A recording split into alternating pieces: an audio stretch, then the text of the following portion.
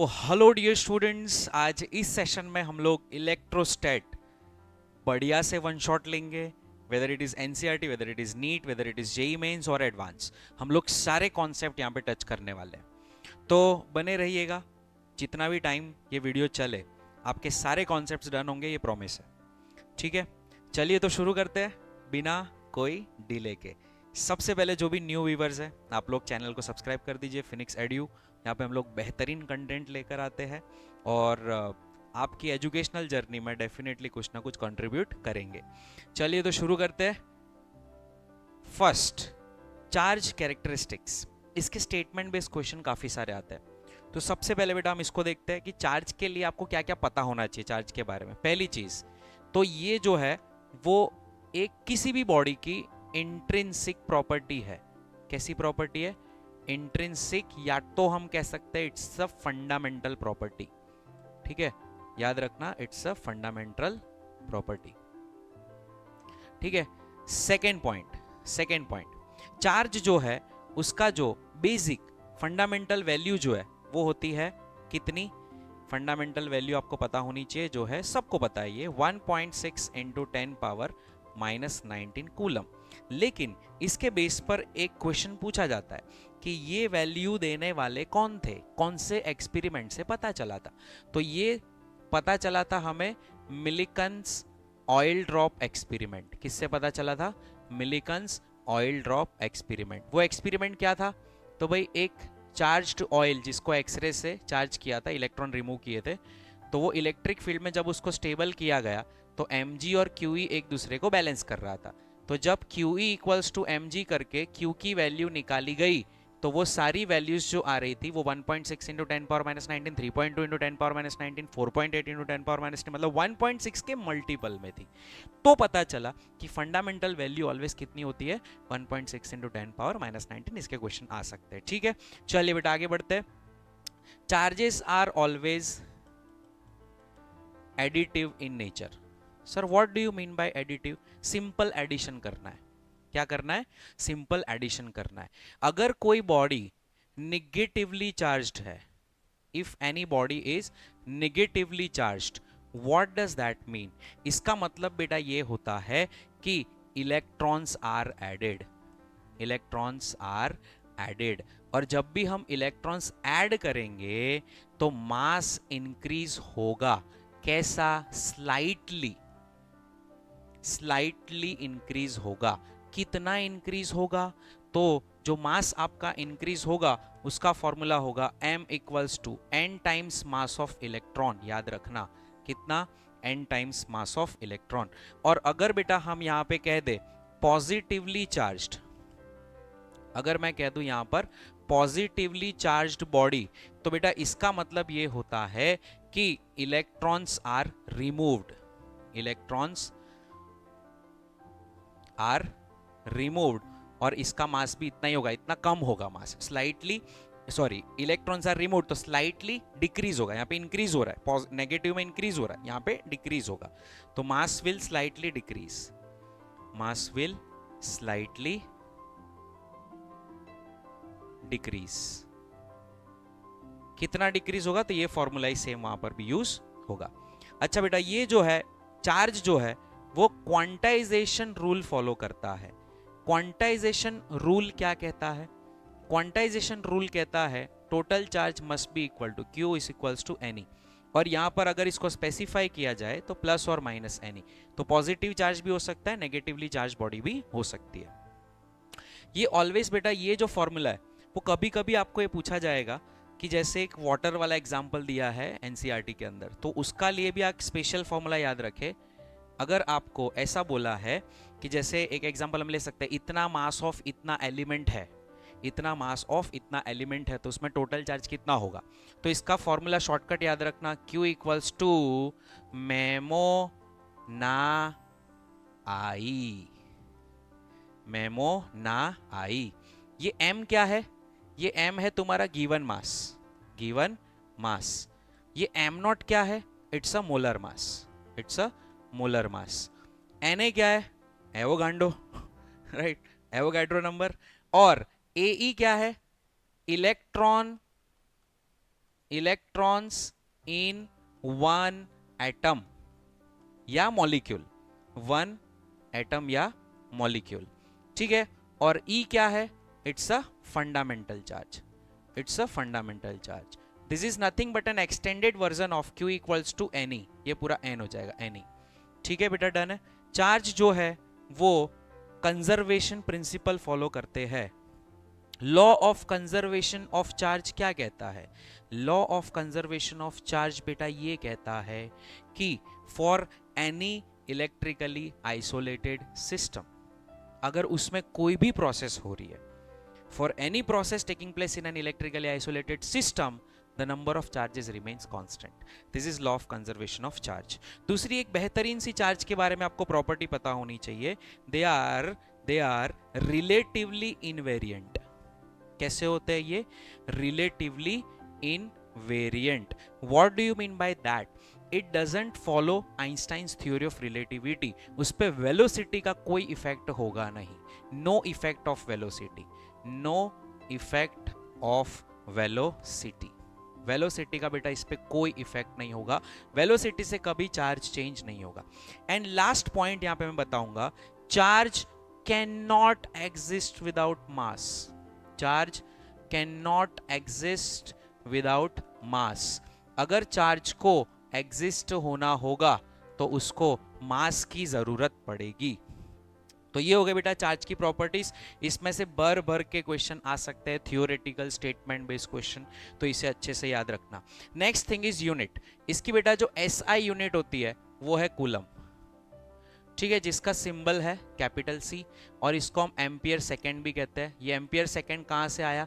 तो I equals to Q by T formula से हम कह सकते हैं Q equal to I T, ampere into second. इसकी बेटा एक सीजीएस यूनिट है, ठीक है।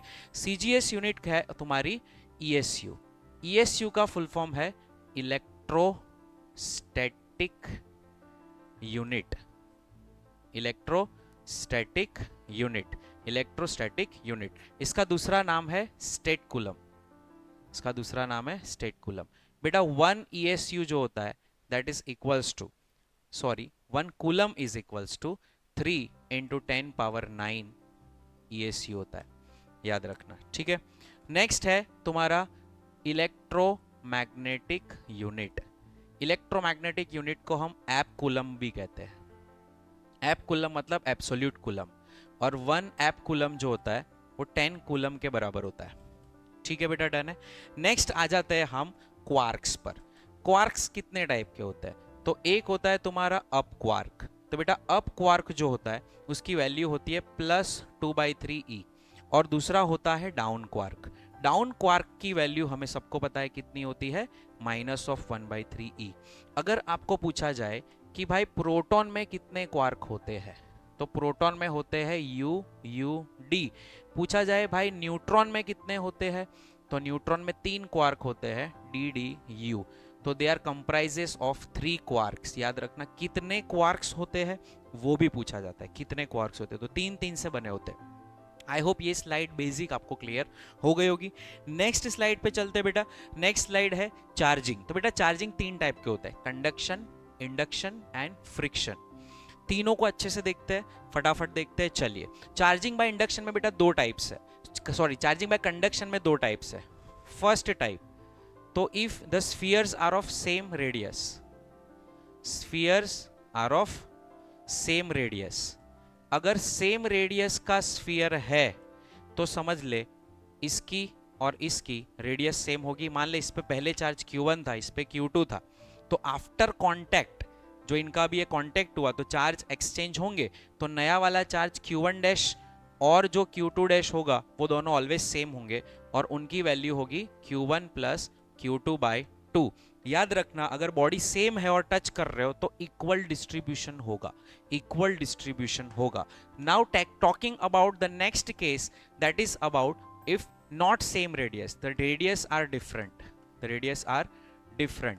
तो बेटा अगर डिफरेंट रेडियस, डिफरेंट साइजेस के अगर स्फीयर्स एक दूसरे के कांटेक्ट में आते हैं, तो मान ले इसका रेडियस R1 है, इस पर चार्ज Q1 है, इसका रेडियस R2 है, इस पर चार्ज Q2 है, तो आफ्टर कनेक्शन इसके ऊपर चार्ज आ गया Q1 डैश, इसके ऊपर चार्ज आ गया Q2 डैश, तो बेटा इनके फॉर्मूलास क्या होंगे?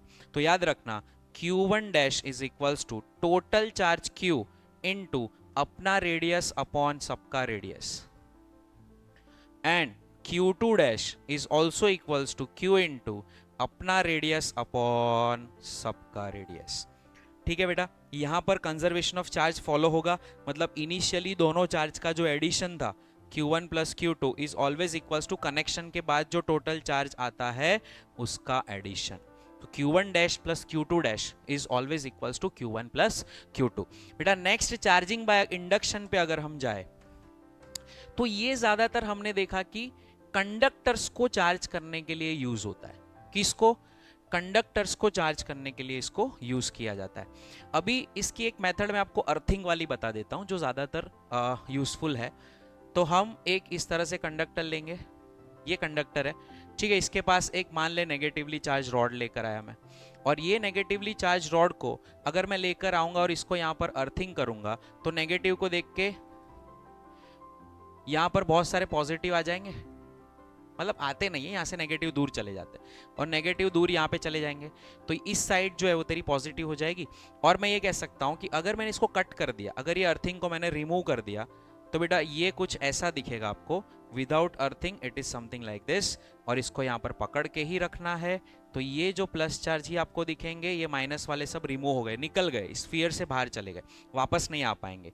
अल्टीमेटली जब आप इसको दूर कर दोगे तो सारा जो भी चार्ज इंड्यूस हुआ था इसके अंदर वो इवनली डिस्ट्रीब्यूट हो जाएगा, एंड ये बॉडी जो है तेरी वो पॉजिटिवली चार्ज हो जाएगी, पॉजिटिवली चार्ज हो जाएगी। तो यहां पर इंडक्शन इसीलिए कहते हैं क्योंकि कोई फिजिकल टच नहीं किया हमने, दूर से इंड्यूस करके इसको हमने चार्ज करवाया। ठीक है, नेक्स्ट आता है charging by friction. Charging by friction में मैं आपको कुछ ग्रुप ऑफ बॉडीज बोल रहा हूं, वो आपको याद रखना है, जिसको हम ट्रिबो इलेक्ट्रिक सीरीज कहते हैं, और मैंने ट्रिबो इलेक्ट्रिक सीरीज को थोड़ी रिड्यूस कर दी है। जो फ्रीक्वेंटली यूज्ड एलिमेंट्स है मैंने उन्हीं को सिर्फ रखे उसमें। देखो सी, सबसे पहले आते हैं हम लोग, ह्यूमन बॉडी, ठीक है, उसके नीचे आपको याद रखना है ग्लास, उसके नीचे आती है सब बाल वाली चीजें, मतलब फरी चीजें, फर हो गया, सिल्क हो गया, वुल हो गया। तो फरी चीजें सारी ले, फर, वुल एंड सिल्क वाली सारी चीजें वो मिडल में होगी। उसके नीचे बेटा ले लो रबर को, और एकदम लास्ट में ले लो प्लास्टिक का ग्रुप। प्लास्टिक के ग्रुप्स में कौन कौन है? प्लास्टिक हो गया, पीवीसी हो गया, एक्रिलिक हो गया, ये सारे ग्रुप्स ले लो। तो बेटा इनको अगर हम ये ऊपर सबसे ऊपर जो कैटेगराइज है उनको हम लोग पॉजिटिव कहेंगे, क्योंकि ये हमेशा इलेक्ट्रॉन डोनेटिंग होते हैं, और नीचे वाले जो है वो इलेक्ट्रॉन रिसीविंग एंड पे होते हैं। मान लो आपने बेटा ग्लास को रब किया रबर के साथ, ठीक है, तो this is becoming positive, this is becoming negative, इस तरह से याद रखना है। ठीक है, यहां पर ऑलवेज कंजर्वेशन ऑफ चार्ज होता है, conservation of charge always happens, और ये हमेशा फॉलो होता है। चार्ज हमेशा कंजर्व होता है, चार्ज हमेशा कंजर्व होता है। और ये कह सकते हैं कि अगर ये पॉजिटिवली चार्ज हो रहा है तो ग्लास जो है उसका मास जो है डिक्रीज होगा, ठीक है, वो इलेक्ट्रॉन्स रिमूव होंगे, इलेक्ट्रॉन क्या होंगे उसके? रिमूव होंगे, निकल जाएंगे, वैसे ट्रांसफर होके इस पे चले जाएंगे। तो रबर जो है उसमें उल्टा होगा, क्या?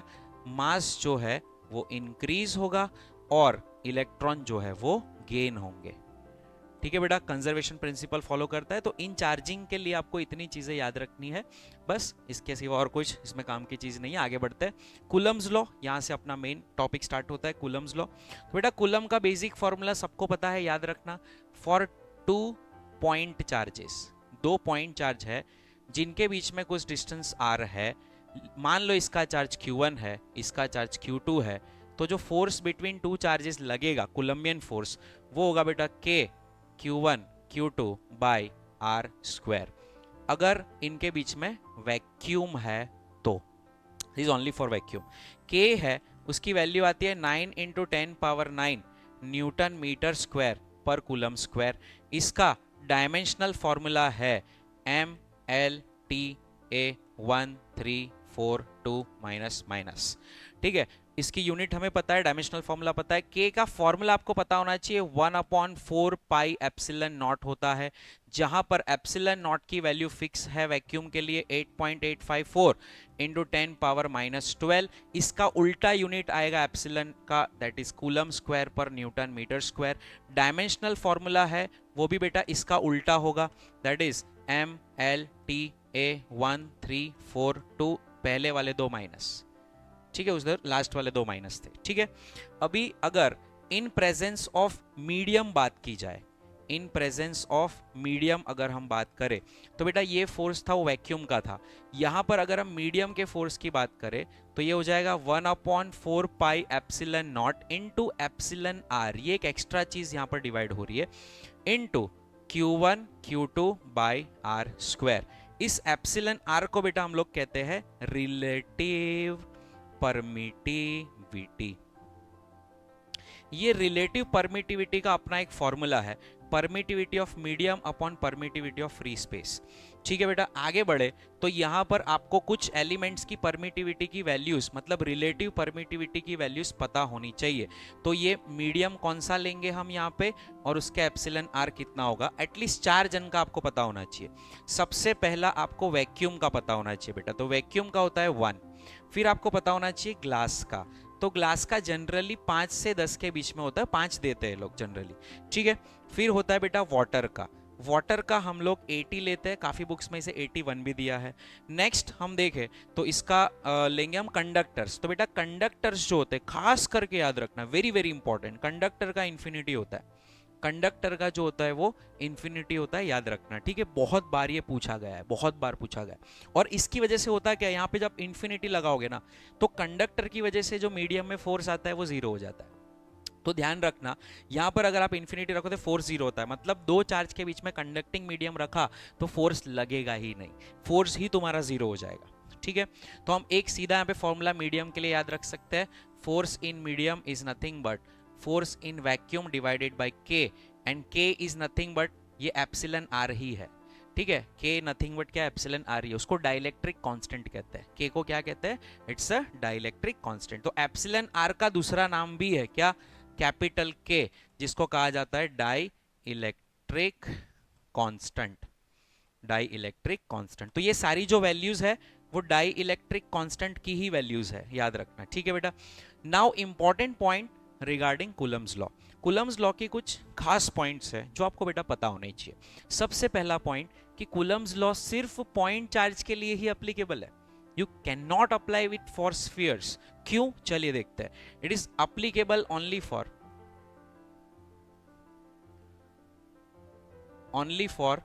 Point charges, only for point charges. अगर मैं कहूं कि ये पॉइंट चार्ज है, ये पॉइंट चार्ज है, उनके बीच का डिस्टेंस r है मान लो, ठीक है। अगर आप स्फीयर्स लोगे तो सेंटर टू सेंटर डिस्टेंस तुम्हारा r हो गया, लेकिन मान ले अगर तूने इसको पॉजिटिव चार्ज दिया तो बेटा पॉजिटिव चार्ज एक दूसरे से दूर चला जाता है, पॉजिटिव चार्ज एक दूसरे से दूर चला जाता है, ये दूर चला गया, ये दूर चला गया, ठीक है। तो बेटा ये जो है तेरा r डैश डिस्टेंस हो गया, और ये तेरा r डैश डिस्टेंस जो है वो greater than normal distance r है।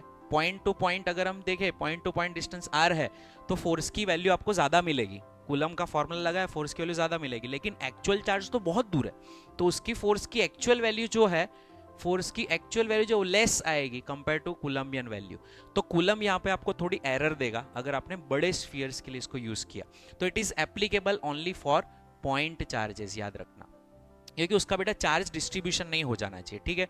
It is useful for distances less than 10⁻⁻15 metre for a very simple reason, क्योंकि 10⁻⁻15 मीटर के अंदर आप गए तो आप न्यूक्लियस के अंदर चले जाओगे, और वहां पे किसका राज चलता है, न्यूक्लियर फोर्सेस का, तो इलेक्ट्रिक फोर्सेस का वहां पे कुछ नहीं हो पाएगा, ठीक है, टिक ही नहीं पाएंगे। नेक्स्ट है third point, they are central forces. What do you mean by this, इसका मतलब बेटा ये होता है वो हमेशा बॉडी के सेंटर पे लगते हैं, नेक्स्ट फोर्थ पॉइंट है, they always they always follows Newton's third law of motion.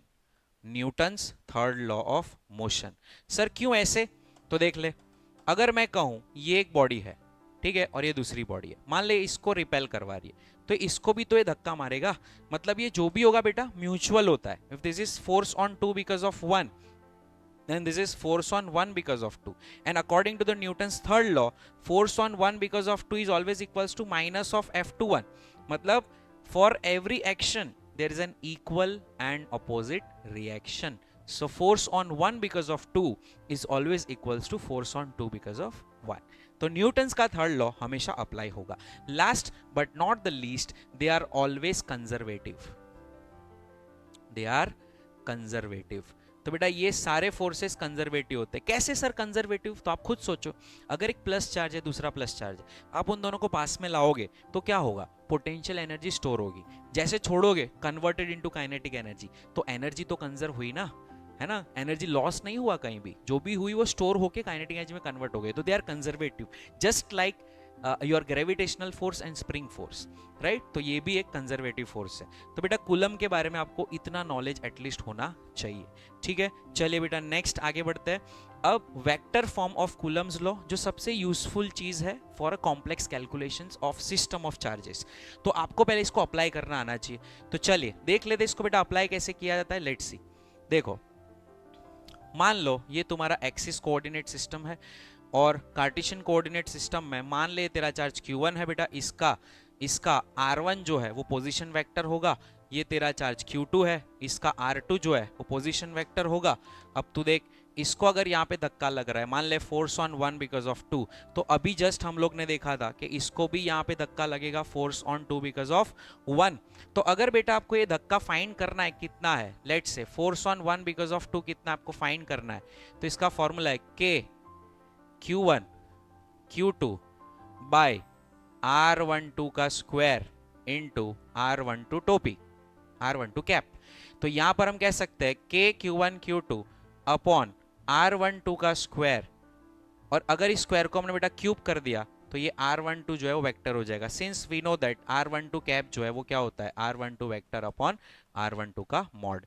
ठीक है, तो वैसे कोई भी बेटा अगर पूछ लिया जाए तुझे, है ना, तो जैसे अभी मैंने तुझे बताया था, किसी ने पूछ लिया देखो r89 f89 क्या होगा, तो k q8 q9 divided by उन दोनों के बीच का जो भी डिस्टेंस है उसका क्यूब इनटू उन दोनों का जो 8 9 वेक्टर आ रहा है वो. तो अगर ये 8 9 वेक्टर तुझे ढूंढना है तो कुछ नहीं करना, r8 का वेक्टर माइनस r9 का वेक्टर. अगर तुझे r12 ढूंढना है ये वेक्टर, तो कुछ नहीं करना, r12 vector is nothing but r1 vector minus r2 vector. Simple. ठीक है, तो बेटा ये तुझे कूलम्स का वेक्टर फॉर्म पता होना चाहिए. नेक्स्ट आते superposition principle. Superposition principle useful है मल्टीपल चार्जेस की वजह से किसी और चार्ज के ऊपर फोर्स फाइंड करना हो तो हम आराम से सुपरपोजिशन प्रिंसिपल यूज कर सकते हैं. लेट्स सी, 1 2 3 ये 3 चार्जेस है. अगर मैं को ये कह दिया कि let's say this is q1, this is q2 and this is q3, this is position vector r1, this is position vector r2 and this is position vector r3.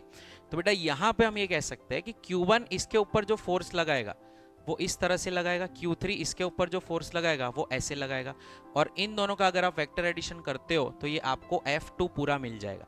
This is nothing but f2 because of 3, और ये है तेरा f2 because of 1.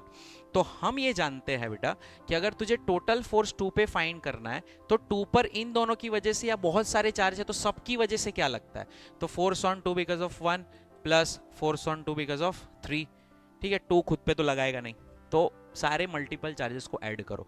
अगर आपका vector addition बहुत strong है तो आप कभी भी इस क्वेश्चंस में नहीं फंसोगे, बिकॉज याद रखना ये क्वेश्चन ज्योमेट्रिकल शेप्स देके कोनों में चार्ज रखवाएंगे और बीच में कहीं भी या किसी भी एक पर करवा के आपको वेक्टर एडिशन करवाएंगे. ठीक है, तो इसका बहुत ध्यान रखें. नेक्स्ट बच्चों आते हैं इलेक्ट्रिक फील्ड.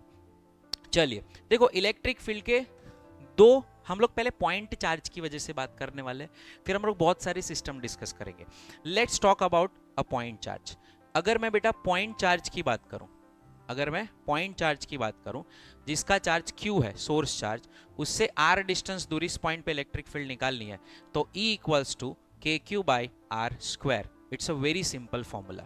अगर हम ये कह दे कि अगर मान लो कोई टेस्ट चार्ज है, उसके ऊपर आपको निकालना है, मतलब यहां पर अगर कोई चार्ज रखा है क्यू नॉट, इसके ऊपर फील्ड का इक्वेशन लाना है, तो याद रखना टेस्ट चार्ज के फॉर्म में, in terms of test charge the formula is E equals to force per unit test charge. तो ये टेस्ट चार्ज होता है वो कैसा होना चाहिए, it should be the smallest and it should be positive.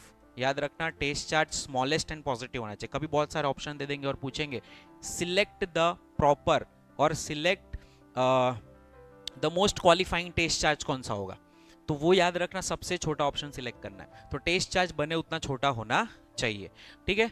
तो ये पहली चीज देखी, ये दूसरी चीज देखी। हम लोग यहाँ पर इसकी यूनिट डिस्कस कर लेते हैं। यूनिट ऑफ इलेक्ट्रिक फील्ड क्या होती है बेटा? यूनिट ऑफ इलेक्ट्रिक फील्ड है न्यूटन पर कूलम एंड वोल्ट पर मीटर। इसका डायमेंशनल फॉर्मूला क्या होगा? तो न्यूटन पर कूलम मतलब m1 l1 t minus 2 upon a1 t1, so that is nothing but m1 l1 t minus 3 a minus 1। आप लोग चुटकी में निकाल सकते हो, ठीक है बेटा। तो इलेक्ट्रिक फील्ड जो है कैसी क्वांटिटी है? It's a vector quantity. Sir अगर ये वेक्टर क्वांटिटी है तो इसका डायरेक्शन भी होगा। यस, इसका डायरेक्शन है। इसका डायरेक्शन कौन सा है? तो अगर ये वेक्टर क्वांटिटी है, इसका डायरेक्शन होगा, डिपेंड करता है चार्ज पर। अगर बेटा पॉजिटिव है तो इसकी फील्ड लाइंस ऐसे आउटवर्ड होती है, तो इसका जो डायरेक्शन होता है वो चार्ज के ऐसे आउटवर्ड डायरेक्शन में दिया जाता है। अगर नेगेटिव चार्ज है तो बेटा वो इनवर्ड होता है इस तरह से, ठीक है। तो चार्ज पे डिपेंड करता है उसकी डायरेक्शन कहां पे होगी, उसकी डायरेक्शन कहां पे होगी, ठीक है। फिर उसके बाद हम लोग बेटा यहां पे आ जाएंगे किसके ऊपर? वेक्टर फॉर्म,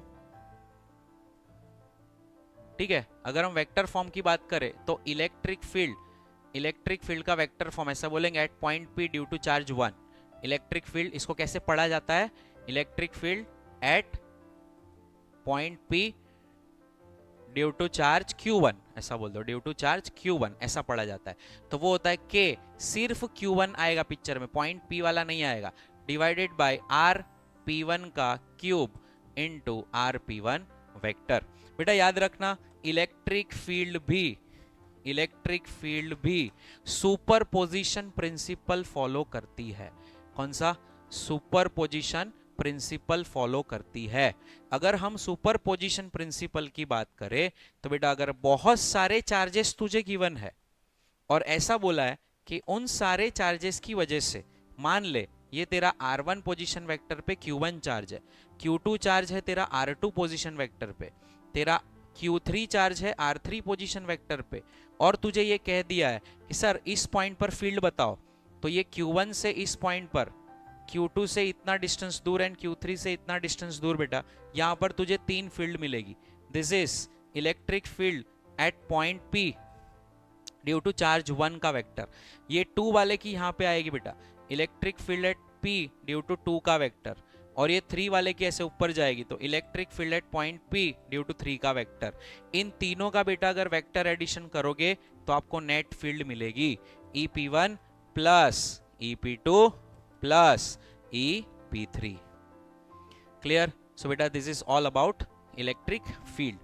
नेक्स्ट हम आगे बढ़ते हैं। इलेक्ट्रिक फील्ड जो है उसके अंदर अगर आपने पेंडुलम रख दिया तो उसके टाइम पीरियड पर क्या इफेक्ट आएगा?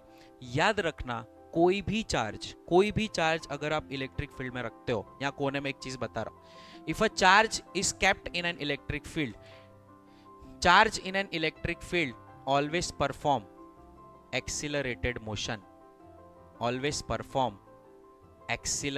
मोशन। ये एक्सीलरेशन कितना होगा?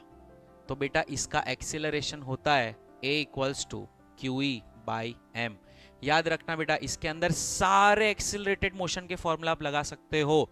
V equal to U plus AT, कितना टाइम लगेगा, इतनी वेलोसिटी आएगी, इतने टाइम बाद एनर्जी क्या होगी, काइनेटिक एनर्जी क्या होगी, वेलोसिटी निकाल, काइनेटिक एनर्जी मिल जाएगी। देखो डिस्टेंस कितना इसने काटा होगा वो तुम निकाल सकते हो, ठीक है।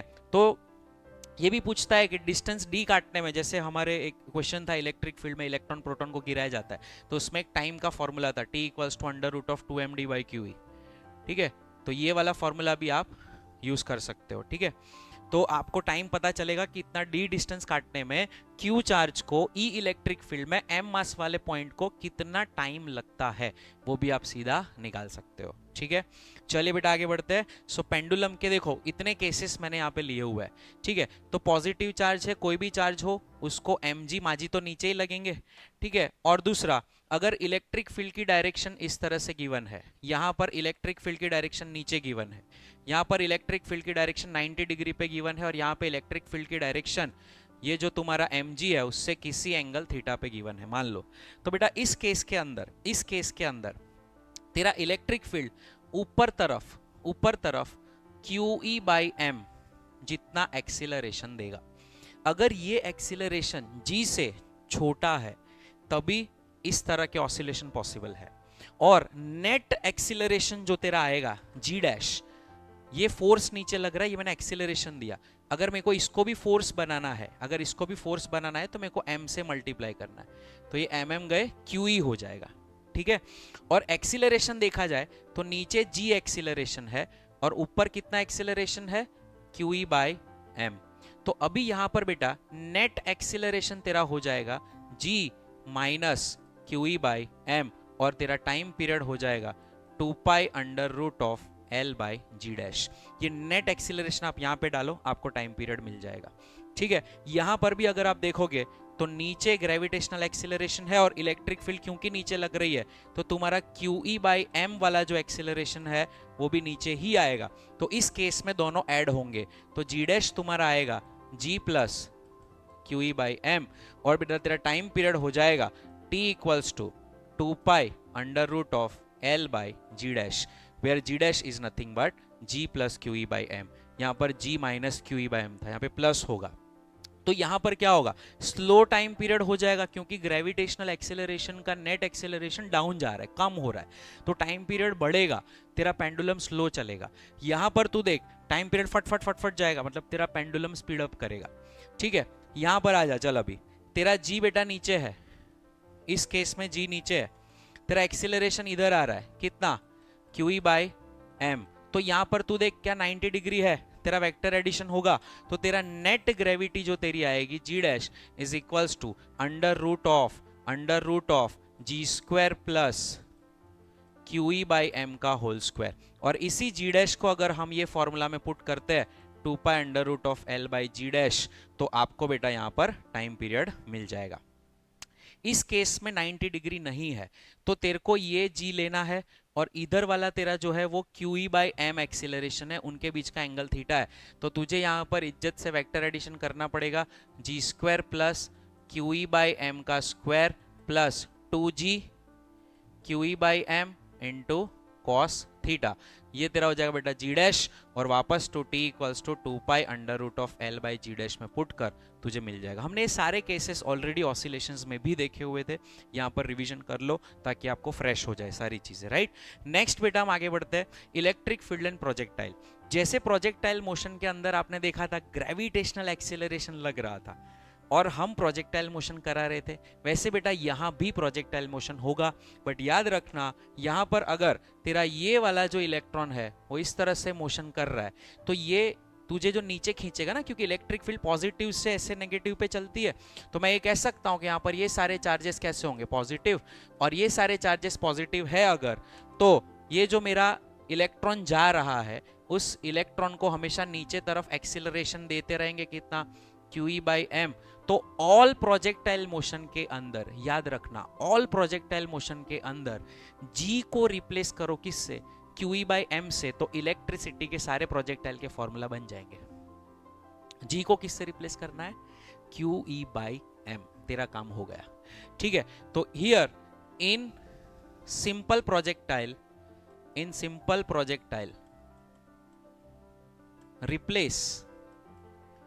replace g with QE by m, you will get all formulas।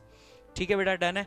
यहां पे आ जा, देख यहां पे तुझे बोला है यहां पर कुछ वेलोसिटी v से तूने फेंका तो ये जाके यहां पे टकराएगा। बहुत फेमस क्वेश्चन पूछा जाता है कि कितने डिस्टेंस पे टकराएगा, ये डिस्टेंस कितना होगा। तो ये वेलोसिटी जो तेरी है, ध्यान से सुनना, ये तुझे दे देंगे, मान ले तेरा x तुझे दे दिया है, ठीक है। तो तुझे ये चेक करना है कि जब तूने ये फेंका तो तुझे एक्सीलरेशन तो ऐसे लग रहा था, है ना। अब x डिस्टेंस काटने में इसने टाइम कितना लिया वो चेक कर। तो तू कह सकता है x is equals to 1/2 acceleration मैंने कितना लेने का बोला, QE by m 1/2 AT square. तो यहां से तुझे क्या t मिल जाएगा, तो t square equals to 2mx by QE है, तो t इक्वल्स टू तेरा under root of 2mx by QE हो गया, जो हमने पीछे देखा था 2md बाय QE सेम है। तो ये इतने टाइम में ये कितना आगे गया वो चेक कर, तो यहाँ पे l मिल जाएगा। तो अब ये तेरा टाइम आ गया, तेरी वेलोसिटी पता है क्योंकि वेलोसिटी कांस्टेंट रहेगी, तो कांस्टेंट वेलोसिटी जाके यहाँ पे टकराएगा, तो ये डिस्टेंस काटा कितना, ये l डिस्टेंस इतने टाइम में काटने में कितना समय लगेगा, इतनी वेलोसिटी से चल रहा है, तो l तुझे मिल जाएगा। See velocity equals to distance upon time, so तेरे को l मिल जाएगा v into T, that is nothing but v into under root of 2mx by QE। बेटा क्लियर है। यहाँ पर बहुत सारे फॉर्मूलाज आपके बनेंगे, बहुत सारे फॉर्मूलाज बनेंगे, बहुत सारे फॉर्मूलाज बनेंगे, याद रखना, ठीक है। यहाँ पर सिर्फ हाँ, और ये मान के चलेंगे कि भाई QE बाई m जो है वो बहुत बहुत बहुत बड़ा है g के कंपैरिजन में, इसी वजह से हम इस g को क्या कर रहे हैं, निग्लेक्ट कर रहे हैं।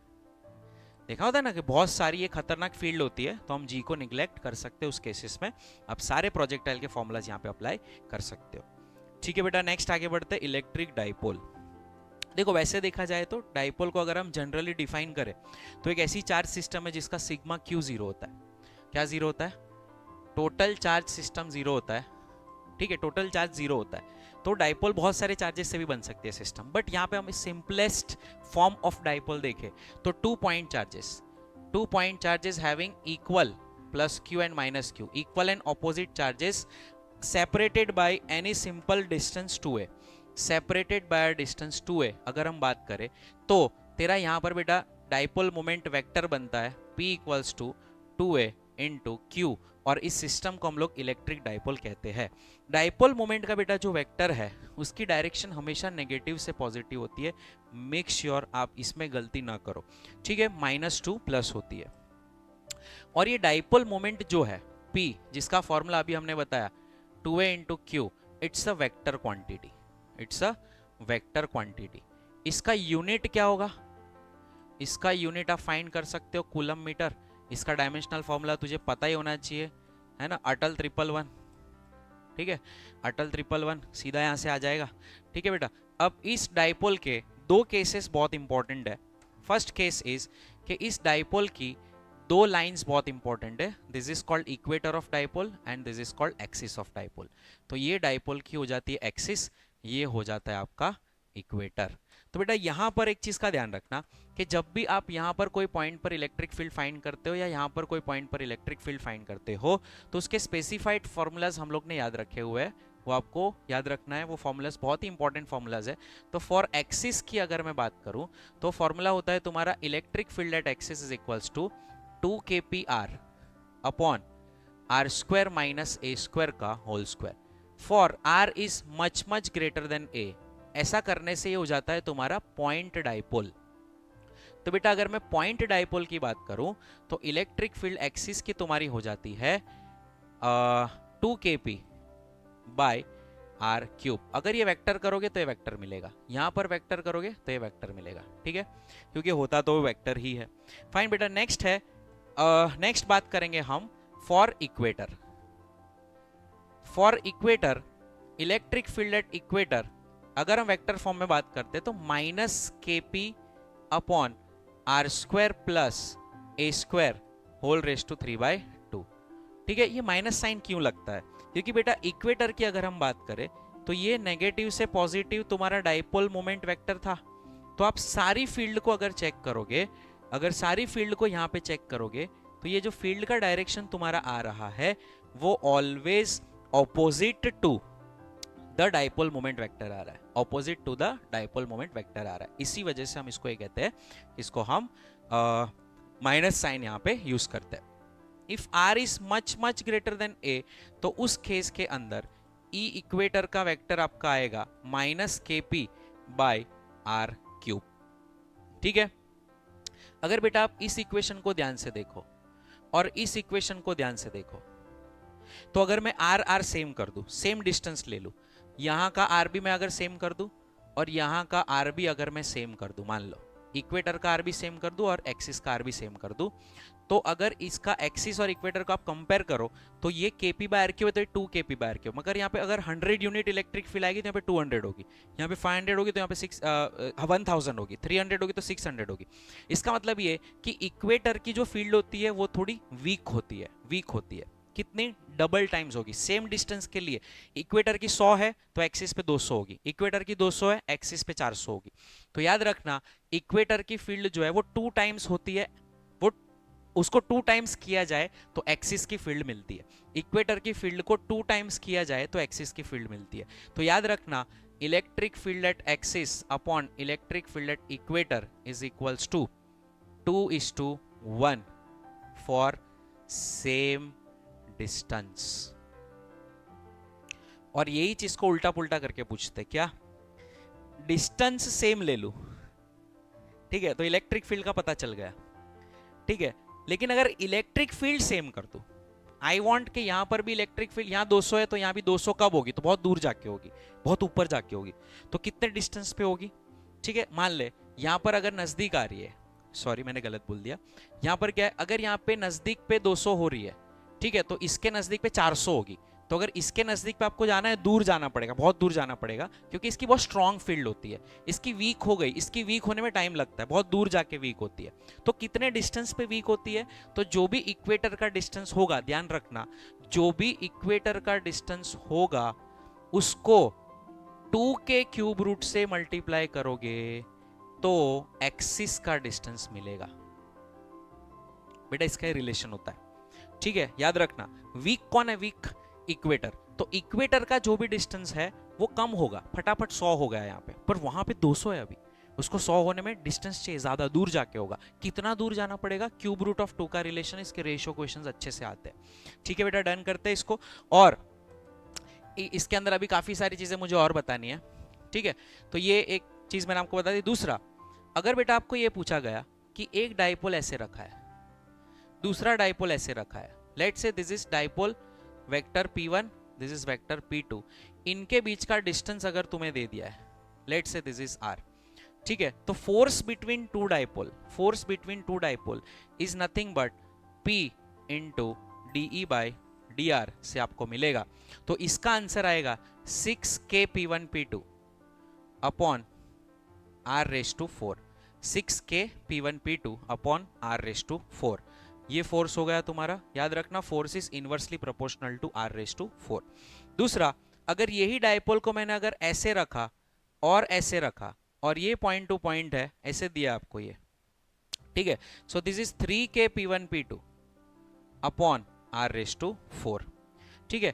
अगर एक डाइपोल को सीधा रखा, एक डाइपोल को लेटा दिया, तो हो जाएगा 2k p1 p2 upon r raise to 4 upon r raise to 4, ठीक है बेटा। तो यहाँ पे इलेक्ट्रिक फील्ड ऑफ एक्सिस पे अगर आप डिफरेंशिएट करोगे तो अपॉन r क्यूब है, r क्यूब ऊपर चला जाएगा, r रेज टू -3 हो जाएगा, डिफरेंशिएट करने से -4 आएगा, और वही जब नीचे आएगा तो r रेज टू 4 आपको यहाँ पे मिलता है। इसी फॉर्मूला से आप डिराइव कर सकते हो सारी चीजें, ठीक है। यहाँ पर कि अगर इस जनरल पॉइंट के ऊपर आपको फाइंड करवाया जाए, इस जनरल पॉइंट के ऊपर कितना होता है, अगर वो पूछा जाए, तो बेटा हम सीधा यहाँ पे इसका फॉर्मूला मैं यहाँ पे लिख रहा हूँ आपको, at any general point, at any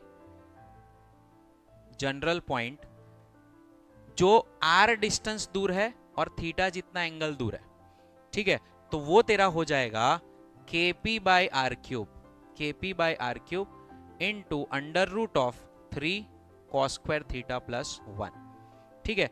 कभी कभी यहां पर एंगल भी पूछा जाता है, मतलब यहां पर एक फील्ड ऐसे जाएगी, एक फील्ड ऐसे जाएगी, और नेट फील्ड जो होगी वो ऐसे जाएगी, तो ये एंगल अल्फा कितना होगा, तो tan alpha is equals to tan theta by 2, याद रखना ये थीटा है, ठीक है। तो इसका एंगल भी आप याद रखना, फाइन। चलिए, डाइपोल को अगर मैंने यूनिफॉर्म इलेक्ट्रिक फील्ड में रखा, डाइपोल को अगर यूनिफॉर्म इलेक्ट्रिक फील्ड में रखा, तो देख ले यहां पे, तो उसको टॉर्क लगेगा, क्या लगेगा, टॉर्क। माइनस है, ये प्लस है, ठीक है, ये डाइपोल मोमेंट वेक्टर के साथ मान ले थीटा एंगल बना रहा है, तो इट एक्सपीरियंसेस अ टॉर्क, कितना, इट एक्सपीरियंसेस अ टॉर्क, तो टाउ का फॉर्मूला है P क्रॉस E, और इसका मैग्नीट्यूड का फॉर्मूला है PE साइन थीटा, मैग्नीट्यूड का फॉर्मूला है PE साइन थीटा। अब बेटा टाउ जो है वो तेरा मैक्सिमम कब होगा? For theta equals to 90 degree and theta equals to 270 degree. और टाउ मैक्स की वैल्यू कितनी होगी? तो P टाइम्स E। ठीक है बेटा, डन है। अब अगर मैं ये बोलूं कि tau equals to P cross E, P sine theta, done है। टाउ तेरा जीरो कब होगा? तो टाउ तेरा जीरो होगा if theta equals to 0 degree and theta equals to 180 degree. तो तेरा टाउ मीन की वैल्यू आ जाएगी 0। क्लियर बेटा, डन है। और इसका टॉर्क का जो डायरेक्शन है right and thumb rule use करके आप फाइंड कर सकते हो। क्लियर है बेटा, डन है, फाइन। अभी इसके अंदर एक चीज ऑलवेज याद रखना बेटा कि जब यहां पर इसको धक्का मारने वाला फोर्स लगता है, इसको खींचने वाला फोर्स लगता है, तो ये रोटेट होता है, ठीक है। बट याद रखना net force is always zero. Net force is always zero. Net force is always zero. ठीक है, very very important formula, very very important thing, very very important concept. और दूसरा इससे भी इंपॉर्टेंट, टॉर्क में भी जीरो। टॉर्क जीरो हो सकता है, हमेशा जीरो होगा वो जरूरी नहीं है, लेकिन फोर्स हमेशा जीरो होगा। टॉर्क जीरो हो सकता है, फोर्स हमेशा जीरो होगा। याद रखना, स्टेटमेंट बेस्ड क्वेश्चन में फंसाता है ये दो में, ठीक है, अच्छे से याद रखना इसको। नेक्स्ट है time period. Time period of dipole का फॉर्मूला है time period of dipole in an electric field. मतलब अगर इसको आपने ऐसे करके छोड़ दिया तो देखो ये 0 डिग्री पे रखोगे आप, ये 0 डिग्री, उसको एक स्पेशल नाम दिया है, इसको हम लोग कहते हैं it is in stable equilibrium. क्या कहते हैं इसको हम? Stable equilibrium. और थीटा इक्वल्स टू 180 डिग्री को हम कहते हैं अनस्टेबल इक्विलिब्रियम। Unstable equilibrium. इसका मतलब ये कि अगर आप 0 डिग्री पे रख के डाइपोल को ऐसे करके छोड़ोगे तो ऐसे ऐसे करके 0 पे ही रहेगा, लेकिन अगर 180 डिग्री पे लेके गए और थोड़ा ऐसे करोगे तो वो ऐसे करके चला जाएगा इधर ही। तो अनस्टेबल इक्विलिब्रियम में था, वो राह देख रहा था कोई उंगली करे मैं चला जाऊं, ठीक है। तो यहां पर हम कह सकते हैं स्टेबल अनस्टेबल इक्विलिब्रियम का कॉन्सेप्ट हमने समझ लिया। टाइम पीरियड अगर हम देखें, मतलब अगर डाइपोल को आपने स्टेबल इक्विलिब्रियम में रखा है और ऐसे करके छोड़ते हो तो वह ऐसे ऐसे ऑसिलेशन करता है, ये ऑसिलेशन का टाइम पीरियड क्या होगा? तो बेटा ऑसिलेशन का टाइम पीरियड होगा t equals to 2 pi under root of I by P E, ठीक है। और ये P जो है वो डाइपोल मोमेंट है, E जो इलेक्ट्रिक फील्ड है, I जो है वो मोमेंट ऑफ इनर्शिया है, MOI, ठीक है। आपको फ्रीक्वेंसी पूछता है तो 1 अपॉन टाइम पीरियड होता है, so 1 upon 2 pi under root of PE by I। और अगर बेटा एंगुलर फ्रीक्वेंसी पूछता है तो just under root of PE by I, ठीक है। Dipole in non uniform field, मान ले अगर ये तेरी नॉन यूनिफॉर्म इलेक्ट्रिक फील्ड है, ठीक है, वो इस तरह से नॉन यूनिफॉर्म इलेक्ट्रिक फील्ड है जिसकी इंटेंसिटी बेटा यहाँ पे ज्यादा है, यहाँ पे कम है, और तूने अगर यहाँ पे डाइपोल रख दिया, मान ले तूने यहाँ पे डाइपोल कुछ इस तरह से रख दिया, यहाँ पे पॉजिटिव को रखा, यहाँ पे नेगेटिव को रखा है, तेरे प्लस प्लस प्लस प्लस है, तो बेटा ये plus plus plus plus charges को जोर से धक्का मारेंगे, इसको धीरे से खींचेंगे क्योंकि इसकी इंटेंसिटी कम है, तो इसको जो धक्का लगेगा वो जोर से लगेगा, इसको जो खींचाव फील होगा वो धीरे से फील होगा, तो इसका फोर्स ज्यादा, इसका कम। तो हम ये कह सकते हैं कि यहाँ पर dipole will move from higher strong electric field to the weak electric field. तो यहाँ पर dipole will always experience a force, always experience a net force. तो टॉर्क फोर्स जो है वो हमेशा क्या होगा? नॉन जीरो होगा, force is always non zero, ठीक है। लेकिन टॉर्क की अगर हम बात करें तो बेटा इस केस में टॉर्क में भी जीरो, टॉर्क में भी जीरो, मतलब टॉर्क जीरो हो सकता है, नहीं भी हो सकता, हो भी सकता। अगर ऐसे उल्टा रखा होता तो पहले ऐसे होता फिर ऐसे जाता है, ऐसे जाता, ठीक है। तो अगर एंगल पे रखा है तो टॉर्क फील होगा, अगर एंगल पे नहीं रखा, सीधा ही रखा तो खाली फोर्स फील होगा, ठीक है। तो टॉर्क फील हो सकता है, नहीं भी हो सकता, फोर्स हमेशा फील होगा, नेट फोर्स हमेशा फील होगा। मतलब अगर आप ऐसे भी रखोगे तो ऐसे उल्टा करके ऐसे चला जाएगा या तो दूर चला जाएगा, डिपेंड्स कि कौन सा ओरिएंटेशन चार्ज के नजदीक है, ठीक है बेटा, डन। चल आगे बढ़ते हैं, चल आगे बढ़ते हैं। इलेक्ट्रिक फील्ड लाइंस, बेटा इलेक्ट्रिक फील्ड लाइंस भी एक बहुत इंपॉर्टेंट सा टॉपिक है जिसको आपको अच्छे से पता होना चाहिए कि फील्ड लाइंस की क्या क्या कैरेक्टरिस्टिक्स होती है। याद रखना बेटा, field lines always originates from, always originates from positive charge, from positive charge and ends at negative charge, and ends at negative charge, ठीक है। मतलब पॉजिटिव से शुरू होती है फील्ड, नेगेटिव पे टर्मिनेट होती है, याद रखना। पॉजिटिव से शुरू होती है, नेगेटिव पे टर्मिनेट होती है, याद रखना। Tangent drawn at point, tangent drawn at point shows direction of field at that point, direction of field at that point। मतलब अगर ऐसे इलेक्ट्रिक फील्ड है, इस पॉइंट के ऊपर मुझे इलेक्ट्रिक फील्ड की डायरेक्शन देनी है, तो मैं कुछ नहीं करूंगा बेटा, यहाँ पे एक टेंजेंट ड्रॉ कर दूंगा और यही मेरी इलेक्ट्रिक फील्ड की लाइन है इस पॉइंट के ऊपर, ठीक है। Two field lines can never intersect, two field lines never intersect. अगर इसने इंटरसेक्ट किया तो दो टेंजेंट मिलेंगे जो पॉसिबल नहीं है। मान ले एक फील्ड ऐसे जा रही थी, एक फील्ड ऐसे जा रही थी, एक फील्ड ऐसे जा रही थी, एक फील्ड ऐसे जा रही थी। मान ले इस पॉइंट के ऊपर इंटरसेक्ट किया, ठीक है, ऐसे इंटरसेक्ट किया, तो इस पर दो फील्ड की डायरेक्शन मिलेगी जो पॉसिबल नहीं है। एक पॉइंट के ऊपर कभी भी दो टेंजेंट नहीं हो सकते, ठीक है, तो ये पॉसिबल नहीं है। नेक्स्ट बेटा अगर हम आगे बढ़े तो two field lines can never intersect, हमने देख लिया। उसके बाद for uniform field lines, for uniform field lines are always parallel and equidistant, parallel and equidistant. मतलब यूनिफॉर्म फील्ड लाइंस ऑलवेज ऐसे होती है, एक दूसरे से पैरेलल और इक्विडिस्टेंट, ठीक है। नेक्स्ट पॉइंट देखे, they are always continuous, they are continuous lines. अच्छा, इसमें एक चीज पूछी थी, कंटिन्यूअस लाइंस होती है, चलो प्रूव करो कैसे। तो अगर आप इलेक्ट्रिक फील्ड में किसी चार्ज को छोड़ते हो ना, तो वो चार्ज जो है वो कंटिन्यूअसली एक्सेलरेटेड मोशन करता है, बीच में टूटता नहीं है वो मोशन उसका। तो हम ये कह सकते हैं कि फील्ड लाइंस भी कंटिन्यूअस है, वो बीच में टूटती नहीं है, वो कंटिन्यूअसली फोर्स लगाती है, ठीक है। तो electric line of force they are always continuous lines. और नेक्स्ट अगर हम बात करें तो हम ये कह सकते हैं कि let's say number of field lines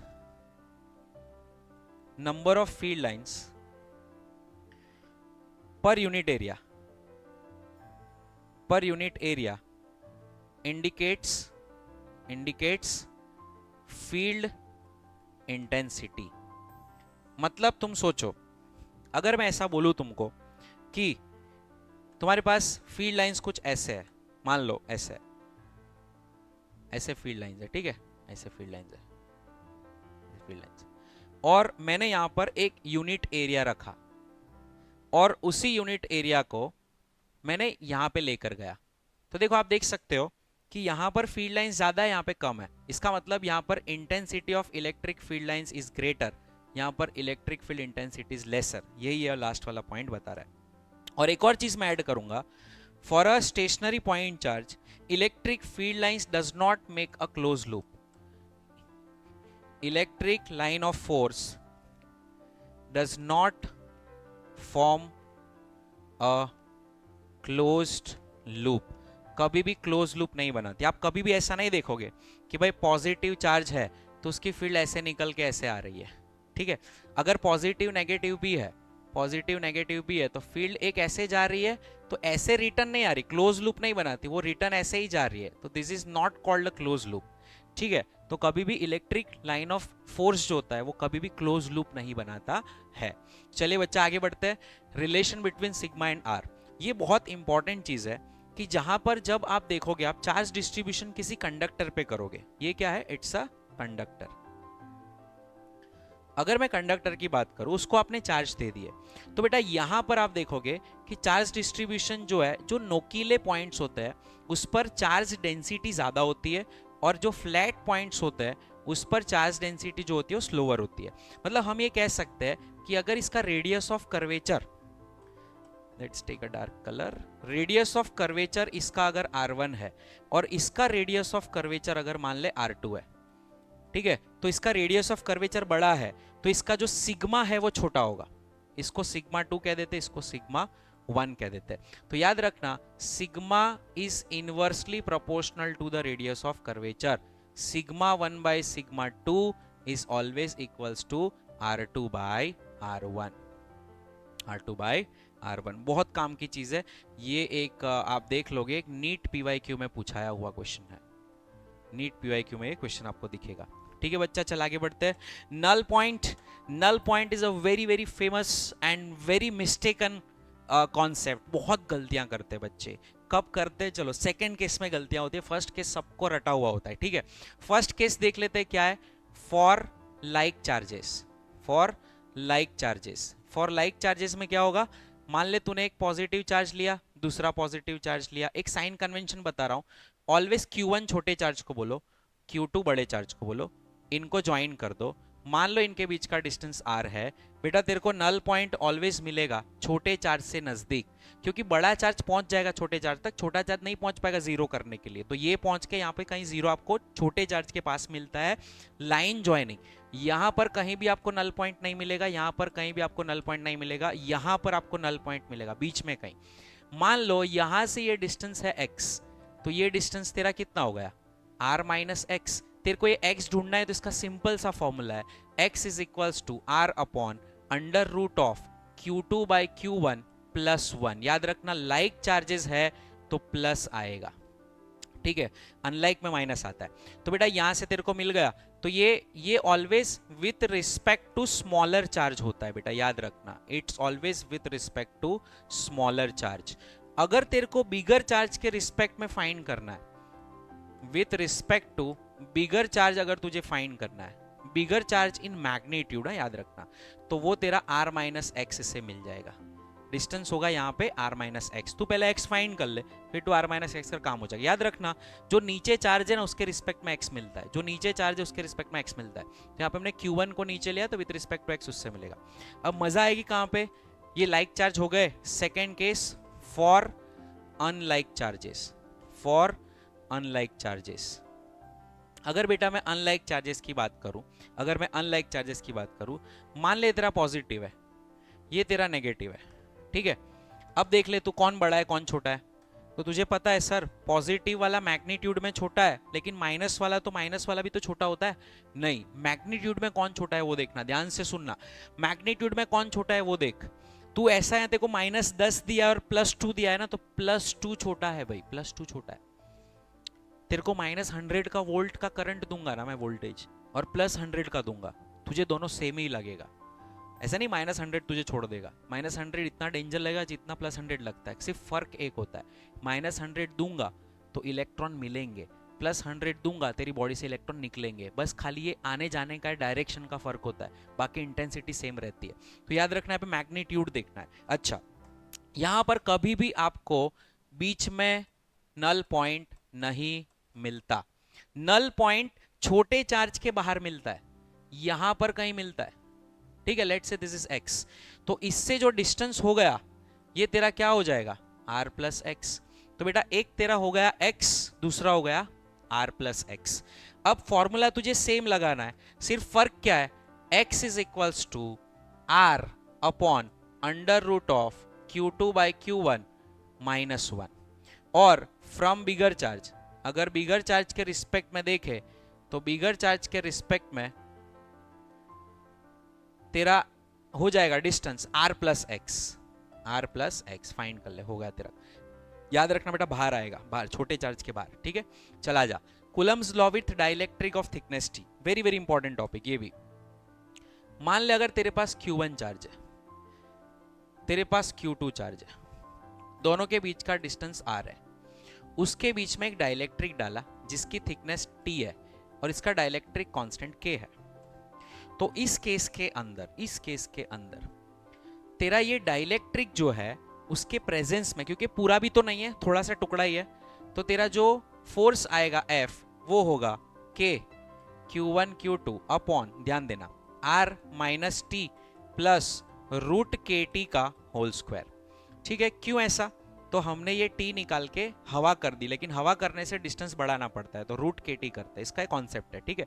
मतलब हम ये कह सकते हैं कि अगर तेरे पास दो चार्ज है Q1 Q2, मान ले इसके बीच का डिस्टेंस r है, और ये तेरा है Q1 Q2, मान ले इसके बीच में कुछ डाइलेक्ट्रिक डाला है K डाइलेक्ट्रिक कांस्टेंट का, और उसका डिस्टेंस हो गया r डैश।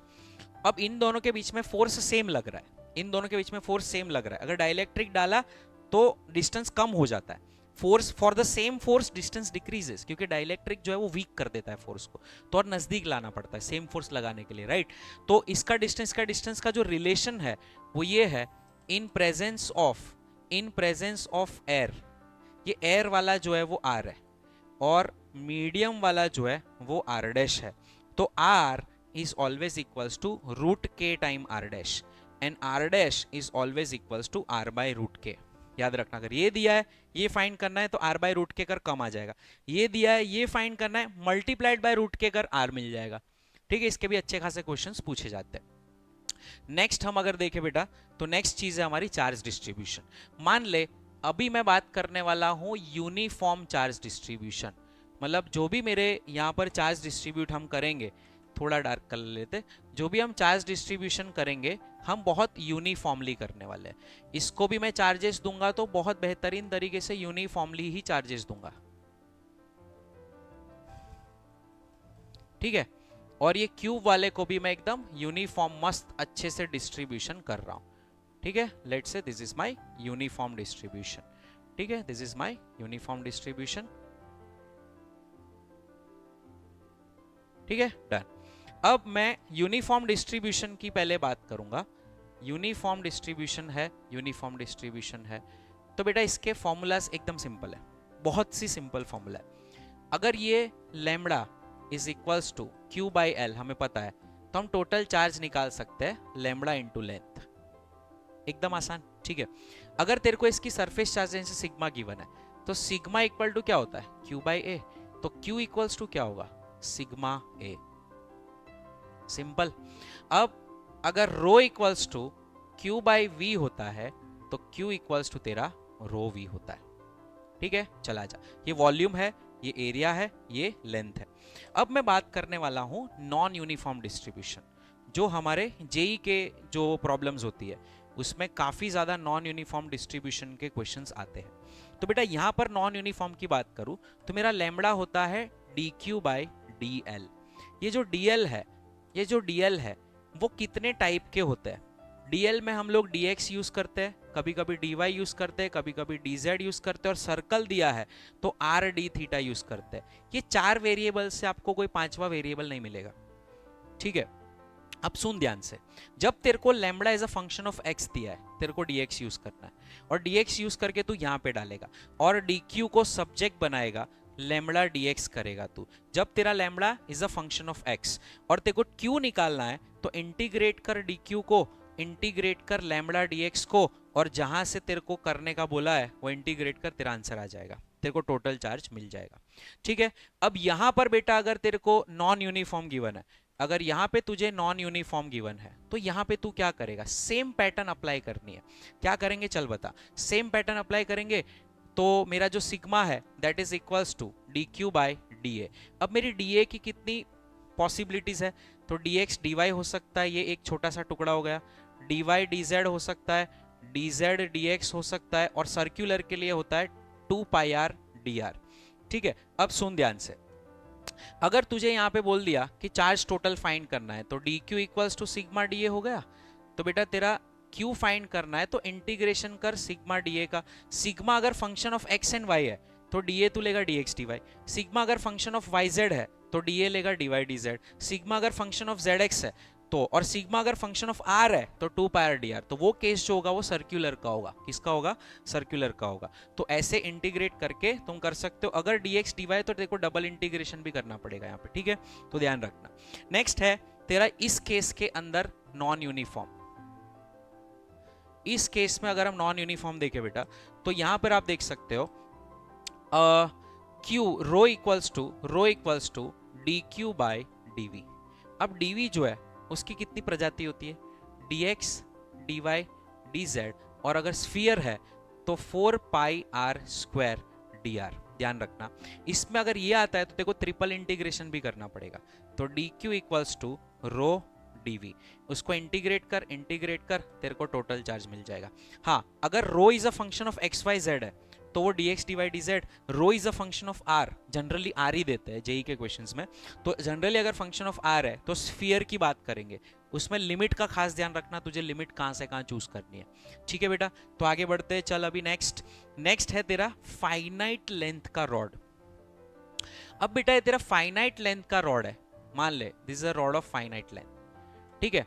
मुझे यहां पर r डिस्टेंस दूर इलेक्ट्रिक फील्ड फाइंड करनी है, तो मैं इसको ज्वाइन करूंगा, मुझे थीटे पता होना चाहिए, थीटा 1 एंड थीटा 2। तो बेटा इस पॉइंट से एक इलेक्ट्रिक फील्ड तेरी परपेंडिकुलर होगी और यहां से एक इलेक्ट्रिक फील्ड तेरी पैरेलल होगी। याद रखना ये बड़ा है तो इस साइड की फील्ड ज्यादा होती है, तो ये पैरेलल होगी, ये छोटा है तो यहाँ की थोड़ी निग्लिजिबल होगी, मतलब इसकी ज्यादा होगी, ठीक है। और अगर तेरे को नेट फील्ड पूछे तो इन दोनों का वेक्टर एडिशन करके तू ई नेट निकाल सकता है, ठीक है। लेकिन ये परपेंडिकुलर और पैरेलल होती कितनी है, ये फॉर्मूला तुझे याद रखना है, बहुत सारे काम हो जाएंगे तेरे। ई परपेंडिकुलर है K lambda by R sine theta 1 plus sine theta 2। E parallel है K lambda by R cos theta 1 minus cos theta 2। इस फॉर्मूला में ध्यान रहे ये एंगल हमेशा छोटा होना चाहिए, क्योंकि कॉस छोटे की वैल्यू ही ज्यादा होती है, ठीक है। तो theta 1 should be less than theta 2। अगर बेटा मैं इंफिनिटी की बात करूं, इनफाइनाइट लेंथ वाले की बात करूं, जिसकी लेंथ जाती जा रही है, तो यहां से r डिस्टेंस दूर अगर मैं कोई इलेक्ट्रिक फील्ड निकालनी है तो मैं, बट ऑब्वियसली थीटा 2 थीटा 1 निकालना चाहूंगा, तो अगर मैं यहां पर इसके इंफिनिटी तक पहुंचना चाहूं तो मेरा एंगल ऑलमोस्ट 90 डिग्री हो रहा है। अगर मैं यहां पर इंफिनिटी जाऊंगा तो मेरा तो ऐसे टर्न लेगा ही नहीं, क्योंकि टर्न लेगा तो जल्दी पहुंच जाएगा, तो इंफिनिटी के लिए ये भी हो गया 90। तो बेटा इस केस में थीटा 1 थीटा 2 को 90 डाल, इसके दोनों फॉर्मूला आ जाएंगे। चल मान ले ये तेरा इलेक्ट्रिक फील्ड परपेंडिकुलर निकालना है, तो साइन 90 प्लस साइन 90 1 प्लस 1 2 के लैम्बडा बाय आर तेरा आंसर आ गया, ठीक है। और बेटा ई पैरेलल लेना है, cos 90 माइनस cos 90 0 माइनस 0, तो ये तेरा हो गया के लैम्बडा बाय इंटू 0 0, ठीक है। तो इसकी फील्ड तेरी यहां पे आ गई। बेटा सेमी इनफाइनाइट लेंथ है, सेमी इनफाइनाइट का मतलब क्या होता है, आधा इनफाइनाइट, सेंटर पे इधर इंफिनिटी जा रहा है इधर कहीं नहीं जा रहा, तो वैसा है सेमी इनफाइनाइट रॉड, तो यहां पे टर्मिनेट होगा वो और इंफिनिटी तक ऐसे जाता ही रहेगा, ठीक है। अब अगर यहां पे मैं मान ले आर पॉइंट पे यहां पे कंसेप्ट बताऊं, तो बेटा ये तेरा हो गया 90 डिग्री, ठीक है, और ये 90 डिग्री तेरा हो गया, और एक तेरा थीटा इक्वल्स टू 0 हो गया, ठीक है। एक थीटा इक्वल्स टू 0 हो गया, एक थीटा इक्वल्स टू 90 डिग्री हो गया, ठीक है। तो इस केस के अंदर हम ये कह सकते हैं कि तेरा थीटा 1 इक्वल्स टू 0 हो जाएगा, थीटा 2 इक्वल्स टू 90 डिग्री हो जाएगा, ठीक है। तो बेटा यहां पर हम ये कहेंगे कि तेरा ई परपेंडिकुलर हो जाएगा साइन 0 साइन 90, तो हो जाएगा तेरा के लैम्बडा बाय आर, और ई पैरेलल भी तेरा हो जाएगा के लैम्बडा बाय आर, तो दोनों तेरे यहाँ पे के लैम्बडा बाय आर आ जाएंगे, ठीक है बेटा। इसका ग्राफ अगर हम देखें तो इनवर्सली प्रोपोर्शनल टू आर होता है, इनवर्सली प्रोपोर्शनल टू आर होता है, तो हम ये कह सकते हैं अगर ये इलेक्ट्रिक फील्ड है और ये डिस्टेंस है, तो इसका ग्राफ जो है वो बेटा ऑलवेज ऐसे उतरने वाला ग्राफ होगा, ठीक है। इस तरह से एक्सपोनेंशियली डाउनवर्ड तेरे को ग्राफ मिलेगा, ठीक है बेटा। आगे बढ़ते हैं, चल शीट देख लेते हैं। अब देख शीट में सबसे पहले हम लोग इनफाइनाइट शीट देखेंगे। शीट कैसी देखेंगे, इनफाइनाइट।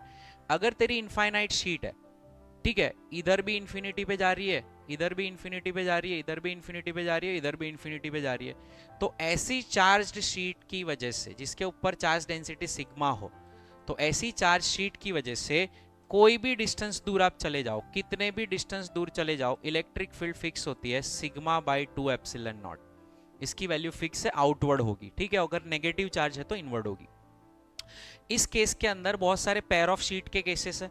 मान लो अगर ये शीट आप ले रहे हो, ठीक है, और ये पॉजिटिवली चार्ज शीट है, ठीक है, और दूसरी शीट ले रहे हो सिमिलर, और वो भी बेटा पॉजिटिवली चार्ज शीट ही है, और जिनके सिग्मा भी सेम है, इसका सिग्मा सेम है, तो किसी पॉइंट ए पर और किसी पॉइंट बी पर तुझे बता दिया कि कितनी फील्ड होगी, तो बेटा ये पॉजिटिव वाले की फील्ड ऐसे होगी, ये पॉजिटिव वाले की फील्ड ऐसे होगी, तो यहां पर नेट फील्ड तेरी 0 आएगी, और ये पॉजिटिव वाला इधर ऐसे देगा और ये पॉजिटिव वाला भी ऐसे देगा, irrespective of distance. This is not dependent on distance, not dependent on distance, irrespective of distance it remains constant, ठीक है बेटा, डन है। तो यहां पर ये तेरा हो जाएगा 2 times sigma upon 2 epsilon naught, that is equals to sigma by epsilon naught. इसी केस के अंदर बेटा अगर तुझे ऐसा बोल दिया जाए कि मान ले ये पॉजिटिव है, ये पॉजिटिव है,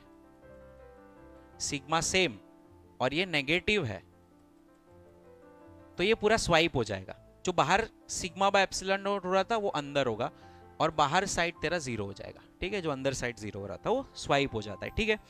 pair of sheet with different densities, मान ले अगर तेरी डेंसिटी डिफरेंट है, अलग अलग है, तो बेटा इसकी डेंसिटी मान ले सिग्मा 1 है, थोड़ा हैवीली डेंस्ड है ये, ठीक है, बहुत ज्यादा डेंसिटी है, और दूसरे वाले की जो डेंसिटी है मान ले सिग्मा 2 है, वो थोड़ा लाइटली यहाँ पे चार्ज डेंसिटी लाइट है थोड़ी, तो इस केस में सिग्मा 1 इधर जाएगा, बड़ा होगा, सिग्मा 2 इधर जाएगा, छोटा होगा, तो ये हो जाएगा तेरा sigma 1 minus sigma 2 upon 2 epsilon not. बाहर की बात करें तो बड़ा भी इधर है, छोटा भी इधर है, तो sigma 1 plus sigma 2 upon 2 epsilon not. Next case जो है बेटा उसमें फाइनाइट शीट है, मतलब ये जो थी वो इनफाइनाइट थी, ये फाइनाइट है, इसका कुछ रेडियस फिक्स है, और इस पर भी चार्ज डिस्ट्रीब्यूशन मस्त किया हुआ है हमने, सिग्मा चार्ज डेंसिटी है। अगर तेरे को ये पूछा जाए कि बेटा इसके एक्सिस पर कोई एक एक्स डिस्टेंस दूर यहाँ पर इलेक्ट्रिक फील्ड कितनी होगी, तो याद रखना ये सारी फील्ड के अगर हम वेक्टर एडिशन करते हैं, सारी फील्ड के वेक्टर एडिशन करेंगे, सारी फील्ड के वेक्टर एडिशन करेंगे, तो आपके ऊपर नीचे वाले कैंसिल होंगे, आपको ये वाली फील्ड ही मिलनी है। अगर ये वाली फील्ड आपको मिलेगी तो उसका फॉर्मूला याद रखना, E equals to sigma by 2 epsilon not into 1 minus X by under root of R square plus X square होता है, ठीक है बेटा। और इसी को देखो हम लोग क्रॉस वेरीफाई कर सकते हैं, अगर मान ले इसको मैं रेडियस को इनफाइनाइट कर दूं, तो ये रेडियस यहाँ पे इनफाइनाइट हो जाएगा, तो x divided by infinity 0, 1 minus 0 is 1, तो सिग्मा बाय 2 एप्सिलॉन नॉट ये रिजल्ट तुझे मिल जाएगा।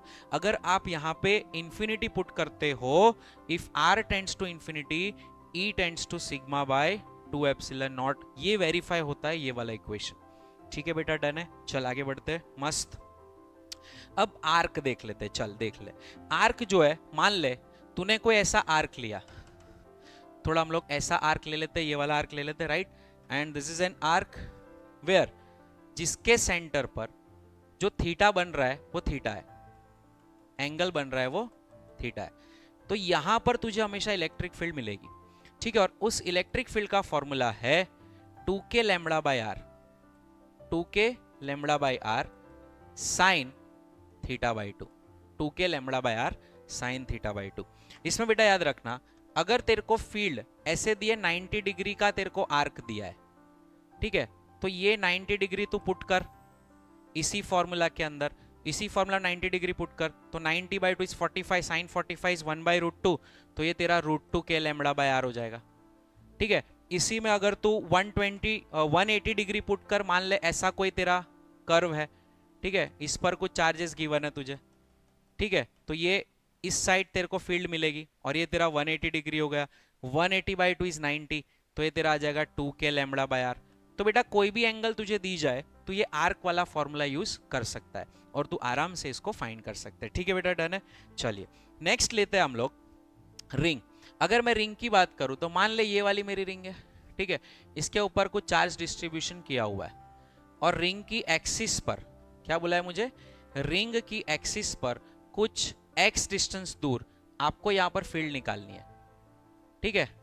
तो यहां पर जो फील्ड होगी वो इस डायरेक्शन में होगी, और उस इलेक्ट्रिक फील्ड का फॉर्मूला भी फिक्स है, kqx by are square plus X square, R square plus X square whole raise to 3/2, R square plus X square whole raise to 3/2, ठीक है। इसके ऊपर टोटल चार्ज q गिवन है, और इसका रेडियस r है, ऐसा मान के चलते हैं। इसकी एक्सिस पर आपको ये भी पूछा जाता है कि कौन सा पॉइंट ऐसा होगा जहां पर इलेक्ट्रिक फील्ड मैक्सिमम होगी, तो यहां पर इसके ग्राफ में ही मैं आपको बता देता हूं कि मान लो अगर ये आपकी रिंग है, अगर हम इसका इलेक्ट्रिक फील्ड का ग्राफ प्लस x पे प्लॉट करते हैं और माइनस x पे प्लॉट करते हैं, तो बेटा एक पॉइंट यहां पर ऐसा आएगा, एक पॉइंट ऐसा आएगा जहां पर तेरी जो फील्ड है वो मैक्सिमम बढ़ के फिर आगे कम होती जाएगी, मैक्सिमम होके फिर आगे कम होती जाएगी। ये जो पॉइंट है वो minus of r by root 2 होता है, और यहां पर प्लस r बाई रूट 2 होता है।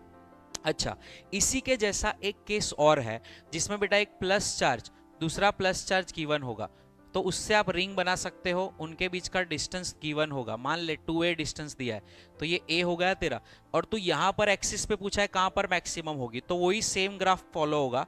तो यहाँ पर r/√2 मतलब a/√2 पे तुझे मैक्सिमम फील्ड मिलेगी फॉर टू चार्ज सिस्टम। तो ये सेम चीज आप टू चार्ज सिस्टम के लिए भी फॉलो कर सकते हो। क्लियर बेटा, डन है। जेई स्टूडेंट्स खास करके ध्यान रहे, पीवाईक्यू में क्वेश्चन गिवन है। मैक्सिमम इलेक्ट्रिक फील्ड कितनी होती है, तो बेटा r/√2 की वैल्यू अगर आप इस इलेक्ट्रिक फील्ड के फॉर्मूला में पुट करते हो तो आपको 2/3√3 kq/r², इसकी सीधी वैल्यू मिल जाएगी। एक बार ये भी क्वेश्चन पूछा हुआ है कि 2/3√x, x की वैल्यू क्या होगी, तो x की वैल्यू 3 है। सीधा क्वेश्चन आपको ये पूछा जाता है। नेक्स्ट बेटा आगे याद करते हैं शेल। शेल के अंदर ऑलवेज याद रखना electric field at any location inside the shell is 0।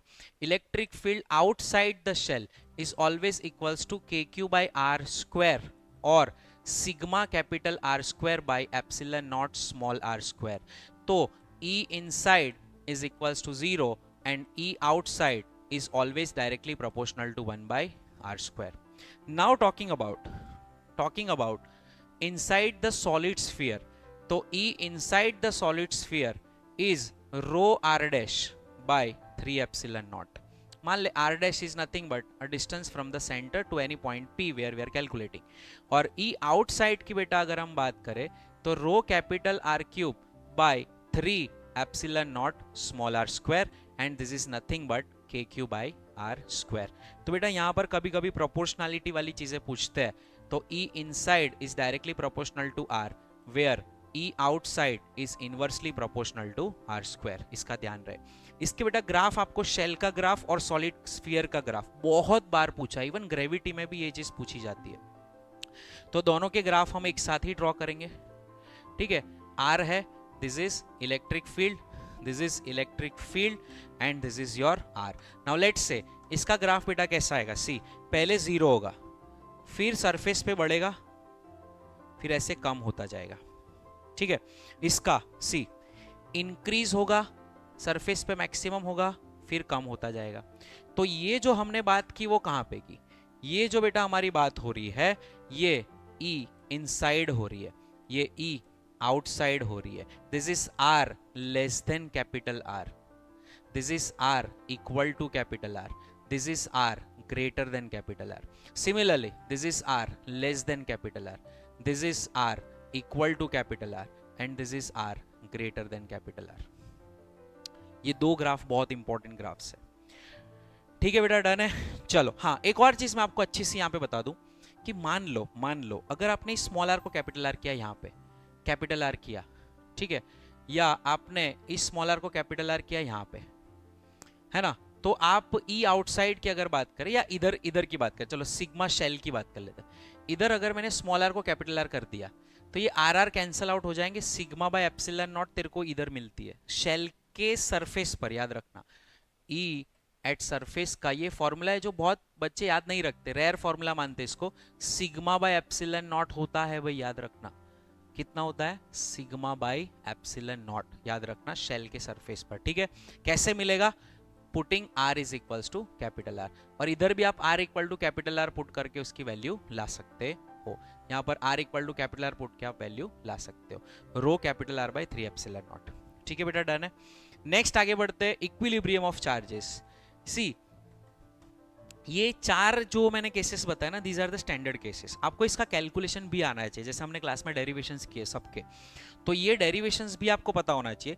But अगर आपको सीधी वैल्यूज याद है, तो आपका काम बहुत आसान हो जाता है। सी अगर ये Q है, ये Q है, इसको कैपिटल Q कहते हैं, this is Q, this is Q, this are all same and this is capital Q, ठीक, पॉजिटिव है सारे, ये भी पॉजिटिव है, ये भी पॉजिटिव है, ये भी पॉजिटिव है। सिमिलरली यहां पर सारे चार्जेस बेटा पॉजिटिव चार्जेस है, ठीक है। तो ये सारे केसेस के अंदर हम ये कहते हैं कि यहां पर ये चार्ज की वैल्यू कितनी होनी चाहिए कि इनको पकड़ के रखे, तो कैपिटल Q की वैल्यू -Q/4 जितनी आती है, आप कैलकुलेट करके इसे फाइंड कर सकते हो। यहां पे आप देखो तो ये कैपिटल Q की वैल्यू तुम्हारी आनी चाहिए -(Q/√3), ये भी हम कैलकुलेट करके निकाल सकते हैं। किसी भी एक कोने के ऊपर आप इसी वजह से इसको लगने वाला फोर्स निकालो, इसकी वजह से इसको लगने वाला फोर्स निकालो, इनका नेट करो ये, और इसके साथ अगर आप इसको कंपेयर करोगे तो आंसर आ जाएगा। ठीक है, यहां पर आपको Q की वैल्यू कितनी चाहिए इस कैपिटल Q की, तो बेटा हमको कैपिटल Q की वैल्यू चाहिए -Q/4 इन ब्रैकेट 2√2+1। ठीक है बेटा, ये काम की चीज है। नेक्स्ट है हेक्सागन, ये बहुत रेयर है। इसको आप कैलकुलेट करने के लिए देखो क्या क्या करना पड़ता है। इस पर अगर फोर्स, इसकी वजह से लगने वाला फोर्स यहाँ पे, इसकी वजह से लगने वाला फोर्स यहाँ पे, इसकी वजह से लगने वाला फोर्स यहाँ पे, इसकी वजह से लगने वाला फोर्स यहाँ पे, और इसकी वजह से लगने वाला फोर्स यहाँ पे, इन सारे फोर्सेस के वेक्टर एडिशन को ये बैलेंस करना चाहिए। और आप जब कैलकुलेट करोगे तो कैपिटल Q की वैल्यू आएगी एग्जैक्टली -1.8 स्मॉल q। सीधा याद रख सकते हो आप। ठीक है बेटा, डन है। तो ये 4 कॉन्सेप्ट्स बहुत इंपॉर्टेंट है। ठीक है, सीधा आप आंसर फ्रेम कर सकते हो। Now very very important another concept, set of concepts जो सस्पेंडेड स्ट्रिंग के आता है। सस्पेंडेड स्ट्रिंग के अंदर आपको पूछा जाएगा कि ये एंगल ऑफ डिफ्लेक्शन कितना होगा। तो यहाँ पर अभी आप इक्विलिब्रियम लगा सकते हो सारे, और इक्विलिब्रियम को बैलेंस करके सीधा tan थीटा की वैल्यू आती है, दैट इज kq²/r²mg। अगर इनके मास भी सेम है, चार्ज और चार्ज भी सेम है, उस केस के अंदर अगर चार्ज अलग अलग है तो यहाँ पे Q1 Q2 आ जाएगा। ठीक है, मान लो अगर इसको मैंने किसी इसमें फ्लूइड में सस्पेंड किया जिसका डाइलेक्ट्रिक कांस्टेंट एप्सिलन आर है, और इसका फ्लूइड का डेंसिटी सिग्मा है, और ये इसका डेंसिटी अपना स्फीयर का डेंसिटी रो है, तो बेटा इस केस में tan थीटा की वैल्यू आ जाती है kq²/r²mg। यहाँ पे एप्सिलन आर ले लेते हैं, epsilon R into r²mg 1 - sigma by rho. ठीक है बेटा, नेक्स्ट ले लेते हैं इसको। अगर आपको ये पता चल गया कि भाई ये मोटा है ये छोटा है, तो इसका θ1 ले लेते हैं, इसका θ2 ले लेते हैं, इसका मास मान ले m1 है, इसका मास m2 है, तो आपको θ अलग से फाइंड करना पड़ेगा, और आपको θ1 + θ2 करके टोटल डिफ्लेक्शन एंगल ये वाला निकाल सकते हैं। तो θ1 फाइंड करने के लिए फॉर्मूला है tan θ1 = kq²/r²m1g, एंड tan θ2 जो होगा वो होगा kq²/r²m2g। याद रखना, जो मोटा है वो कम डिफ्लेक्ट होगा, छोटा है वो ज्यादा डिफ्लेक्ट हो जाएगा। ठीक है, चल बेटा आजा, अभी इधर आजा। नेक्स्ट है, अगर यहां पर ग्रेविटी नहीं है, इनको सस्पेंड किया, एकदम से ग्रेविटी गायब हो गई, तो नीचे लगने वाले फोर्सेस गायब हो जाएंगे, ये दोनों जितना दूर जा सके उतना दूर जाके स्टेबल हो जाएंगे। तो आप सोच लो, अगर इसकी लेंथ L है तो इसकी लेंथ 2L होगी, angle between both is 180 degree, और कभी कभी फोर्स और टेंशन भी पूछा जाता है। तो अगर ये फोर्स आप फाइंड करोगे कितना होगा, तो म्यूचुअल फोर्स होगा तेरा kq²/2L का स्क्वायर, तो ये तेरा हो जाएगा kq²/4L²। ठीक है बेटा, डन है। Charge leaking eight uniform rate, मतलब अगर यहाँ से चार्ज और यहाँ से चार्ज dq/dt कांस्टेंट से लीक कर रहा है, तो बेटा वेलोसिटी और डिस्प्लेसमेंट का रिलेशन, मतलब ये कितनी वेलोसिटी से एक दूसरे के पास आएंगे, जब डिस्टेंस x होगा तो उसका फंक्शन क्या है, तो velocity is directly proportional to x raise to -1/2। सीधा आप रिजल्ट याद रख सकते हो, रेशियो वाले क्वेश्चन आ सकते हैं। v1/v2 is equals to √x2/x1। सीधे ये फॉर्मूला भी पूछे जाते हैं। Now moving to the electric flux, that is probably our last topic. Electric flux जो है बेटा वो किसको कहते हैं, see number of field lines passing through the given area, that is called electric flux. यहाँ पर जो फील्ड लाइंस की क्वांटिटी है उसी को फ्लक्स कहते हैं। देखो ये एरिया वेक्टर है, मान लो ये इलेक्ट्रिक फील्ड वेक्टर है, मान लो इन दोनों के बीच का एंगल थीटा है। ठीक है, so flux phi is given as vector E dot vector A, और that is equals to EA cos theta. Phi is also given as integration of E dot DA और integration of E DA cos theta. ठीक है, इसके बारे में अगर मैं बात करूं बेटा, it's a scalar quantity, it's a scalar quantity, इसकी कोई डायरेक्शन नहीं होती है, लेकिन स्टिल हम incoming flux and outgoing flux को थीटा के टर्म्स के अंदर नेगेटिव पॉजिटिव लेते हैं, वो मैं आपको बता देता हूं थोड़ी देर में कैसे। इसका जो यूनिट है वो होगा न्यूटन मीटर स्क्वायर पर कूलम। डायमेंशनल फॉर्मूला हो जाएगा m1L1t - 2 × L²/A1t1। थोड़ी देर में कैलकुलेट कर लेते हैं, आई थिंक 1331 ऐसा कुछ आता है इसका, m1L3t - 3A - 1, यस 1331, लास्ट वाले दो माइनस। ठीक है, चलिए आगे चले जाते हैं। आगे जाए बेटा, फ्लक्स। फ्लक्स अगर यूनिफॉर्म इलेक्ट्रिक फील्ड के अंदर कोई बॉडी को रखी जाए, मान ले ये क्यूब है, उसको यूनिफॉर्म फील्ड में आपने रख दिया, ठीक है, तो कुछ फ्लक्स जो होगा वो इनकमिंग होगा और कुछ होगा वो आउटगोइंग होगा। अगर इसका एरिया यहाँ पे एस है और इसका एरिया यहाँ पे एस है, ठीक है, तो आप देख सकते हो कि ये जो एंगल बन रहा है, ये जो इलेक्ट्रिक फील्ड एंगल इसके साथ बना रही है 180 डिग्री बना रही है, और यहाँ पे जो इलेक्ट्रिक फील्ड एंगल बना रही है वो 0 डिग्री बना रही है। तो इसका फ्लक्स होगा वो पॉजिटिव होगा और इसका जो फ्लक्स होगा वो नेगेटिव होगा, ठीक है। तो नेगेटिव एंड पॉजिटिव दो टाइप के फ्लक्स आते हैं, आपको दोनों को ऐड करेंगे तो यहां पर 0 आएगा। याद रखना, एक बंद डब्बा है, बंद डब्बा है, यूनिफॉर्म फील्ड में रख दिया तो उसका नेट फ्लक्स ऑलवेज 0 होता है, उसका नेट फ्लक्स ऑलवेज 0 होता है। कभी कभी क्वेश्चन ये भी पूछा जाता है, find out the number of field lines originating from a charge of 1 coulomb. तो वहां पे आप गॉस लॉ लगा के फाइंड कर सकते हो नंबर ऑफ फील्ड लाइंस। क्या पूछा है question? Number of field lines, मतलब तो ये फ्लक्स फाइंड करना है। क्या फाइंड करना है? फ्लक्स फाइंड करना है, ठीक है बेटा। तो ये स्केलर क्वांटिटी है, इसका यूनिट देख लिया, डायमेंशनल फॉर्मूला देख लिया, ठीक है। ऑलमोस्ट हमने काफी सारी चीजें यहाँ पर। सो तेरा फ्लक्स जो है वो मैक्सिमम कब होगा वो देख। तो उसके लिए तेरा जो थीटा है 0 डिग्री होना चाहिए। मतलब अगर ये तेरा एरिया वेक्टर है और ये इलेक्ट्रिक फील्ड वेक्टर है, तो बेटा इलेक्ट्रिक फील्ड और एरिया के बीच में थीटा 0 होगा तो मैक्सिमम फील्ड लाइंस यहाँ पे घुसेगी, ठीक है। इलेक्ट्रिक फील्ड लाइंस मैक्सिमम कब घुसेगी? अगर एरिया वेक्टर और इसके बीच में इलेक्ट्रिक फील्ड के बीच में एंगल 0 होगा, ठीक है। और अगर तेरा ये एरिया वेक्टर है और इलेक्ट्रिक फील्ड वेक्टर है, उनके बीच का एंगल अगर 90 डिग्री है, तो हम ये कह सकते हैं कि तेरा जो फ्लक्स है वो 0 होगा। फ्लक्स तेरा क्या आ जाएगा? फाई इक्वल्स टू 0, मतलब पूरी ऐसी घिसा के निकल जाएगी, ऐसे घिस के निकल जाएगी, ठीक है। तो फ्लक्स तेरा कितना हो जाएगा बेटा? 0 हो जाएगा। नेक्स्ट आगे बढ़ते हैं, गॉस लॉ।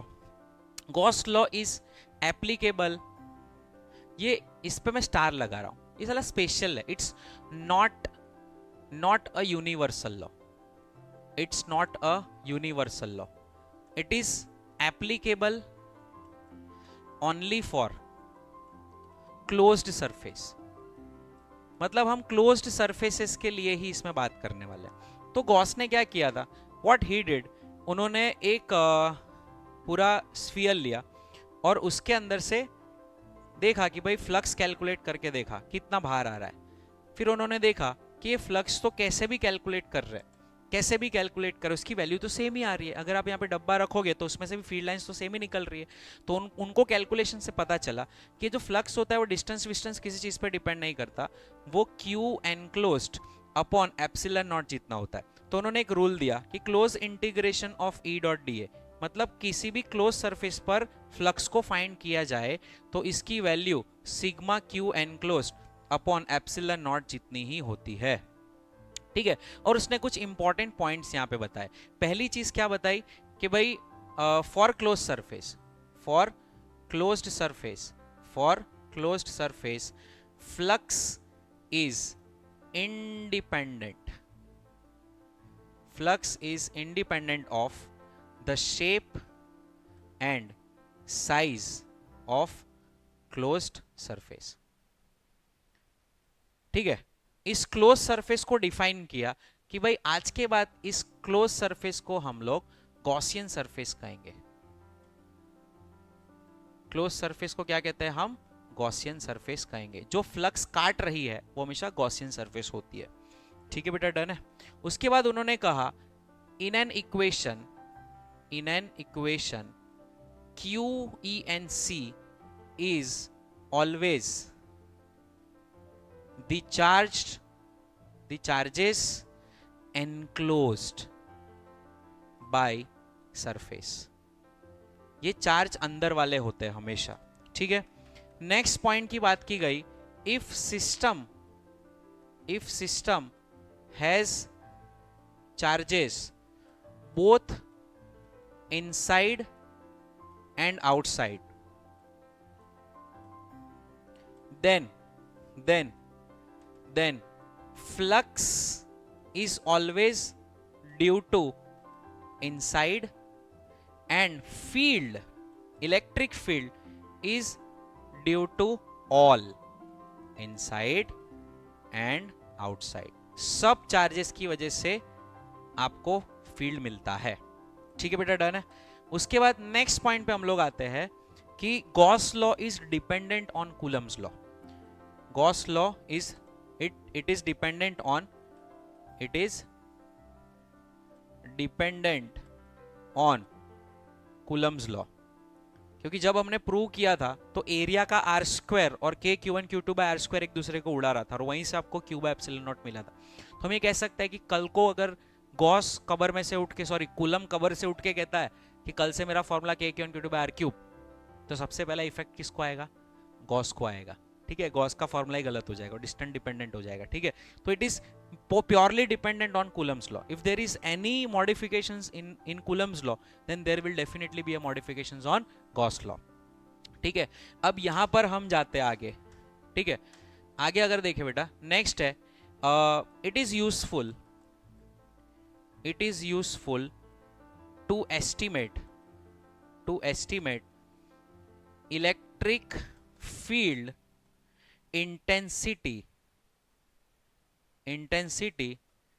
ड्यू टू हम कह सकते हैं सिमेट्रिक चार्ज डिस्ट्रीब्यूशंस, सिमेट्रिक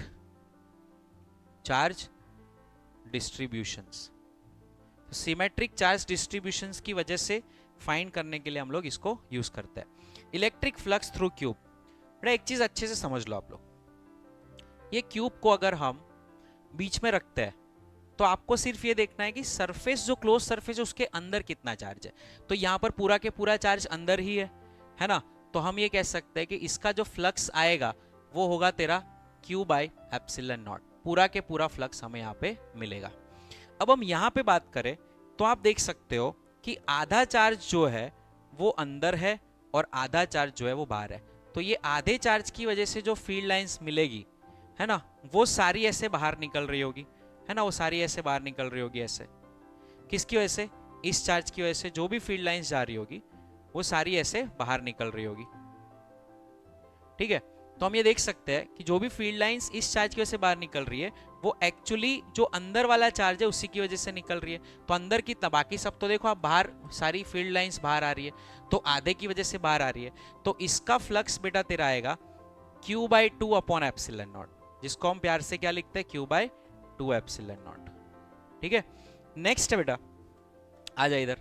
सी, ये इंपॉर्टेंट पार्ट है, लेकिन पहले इसको देख लेते हैं फिर इसको देखते हैं। देखो ये जो है वो आप देखो इसके अंदर कितना पार्ट है। तो आप अगर देखोगे, अगर किसी चार्ज को मैं चलो डिवाइड करता हूं, मान लो हम वाटरमेलन के एग्जांपल से सोचते हैं, अगर मैंने इस चार्ज को ऐसे डिवाइड किया, ठीक है,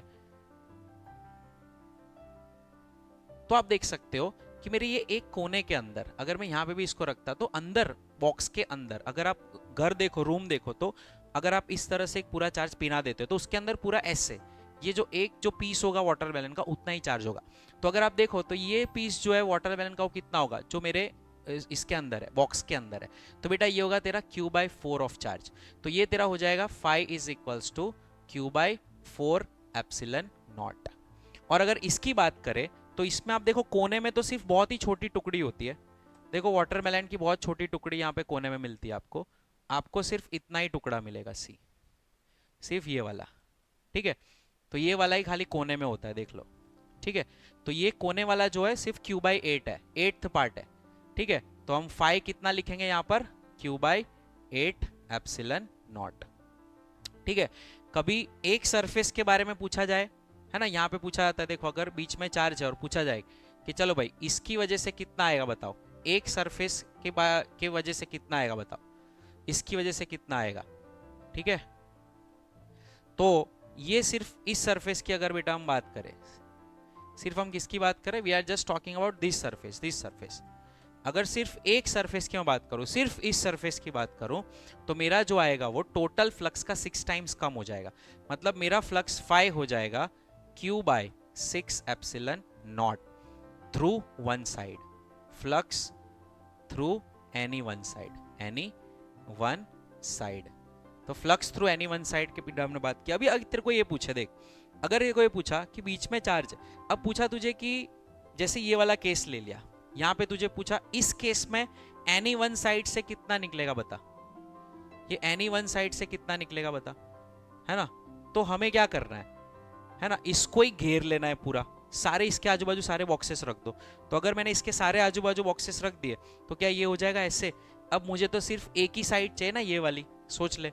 अब सिर्फ ये वाली साइड से मुझे निकालना है फ्लक्स, ऐसे ए वाली साइड से सिर्फ निकालना है। तो सोच, अगर ये पूरा बॉक्स बीच में है, ये बीच में है, तो ये पूरी साइड को तो q by 6 epsilon not they रहा था, मतलब ये पूरी साइड को कितना दे रहा है, q बाई 6 एप्सिलॉन नॉट। अब ये जो टुकड़ा है उसका भी 1/4 पार्ट है, तो ये हो जाएगा तेरा q by 6 epsilon naught upon 4। तो तेरा बेटा ये फ्लक्स हो जाएगा phi is equals to q by 24 epsilon naught. और आप देख सकते हो सारी साइड्स जो है उसके ये 24th पार्ट होता है पूरी, हर 6 साइड्स के अंदर 4 है, तो 6 4 24 टाइम्स डिवाइड हो गया। ठीक है बेटा, तो ये सारे क्वेश्चंस भी पूछे जाते हैं। अब नेक्स्ट आते हैं solid angle concept. Solid angle concept के भी बहुत अच्छे अच्छे क्वेश्चंस यहाँ पर पूछे जाते हैं। तो बेटा सबसे पहले तो आपको सॉलिड एंगल क्या होता है वो पता होना चाहिए। सॉलिड एंगल इज ओमेगा, एक 3D एंगल होता है कोन का, ठीक है। और ये मान लो तेरा एरिया ए है, this is the radius R. Then solid angle is defined as area upon radius का स्क्वायर, इसको हम सॉलिड एंगल कहते हैं। एक पूरे स्फीयर के अंदर कितना सॉलिड एंगल होता है, तो पूरे स्फीयर का एरिया कितना होता है 4 pi R square, 4 pi R square पूरे स्फीयर का area divided by R square, तो ये हो जाता है 4 पाई। इसका यूनिट है स्टीरेडियन। क्या यूनिट है इसका, स्टीरेडियन। ये हम लोग 11th में पढ़ चुके हैं, राइट, स्टीरेडियन। फिर बेटा यहां पे देखा जाए तो अगर तेरे को क्वेश्चन पूछा जाए, ठीक है, अगर तुझे क्वेश्चन पूछा जाए कि ये चार्ज जो है यहाँ पे कितना फ्लक्स देगा, यहाँ पे कितना फ्लक्स निकालेगा, यहाँ पे कितना फ्लक्स निकालेगा बताओ, ऐसा क्वेश्चन अगर पूछा जाए कि कितना फ्लक्स निकालेगा बताओ, तो बेटा उस केसेस के अंदर आपको क्या करना है पता है, आपको सिर्फ यहाँ से इसको जोड़ देना है। ये एंगल तुझे पता होगा, ये तुझे पता होगा, ये हाइट तुझे पता होगी, ये रेडियस तुझे पता होगा, ठीक है। इसको हम कहते हैं हाफ एंगल। क्या कहते हैं, हाफ एंगल। तो ये हाफ एंगल थीटा और सॉलिड एंगल का कुछ रिलेशन है। क्या है, सीधा फॉर्मूला याद रखना, 2 pi into 1 minus cos 2 pi into 1 minus cos theta, this is your omega. मतलब ये तेरा हो गया, ये तेरा है solid angle, and this is half angle of cone, this is half angle of cone. अगर तुझे बेटा ये सॉलिड एंगल पता चल गया, अगर तुझे सॉलिड एंगल पता चल गया तो तेरा काम हो गया। सोच कैसे, देख, तुझे स्फीयर का सारा फ्लक्स पता है कितना होता है, q बाय एप्सिलॉन नॉट। कितना होता है, q बाय एप्सिलॉन नॉट।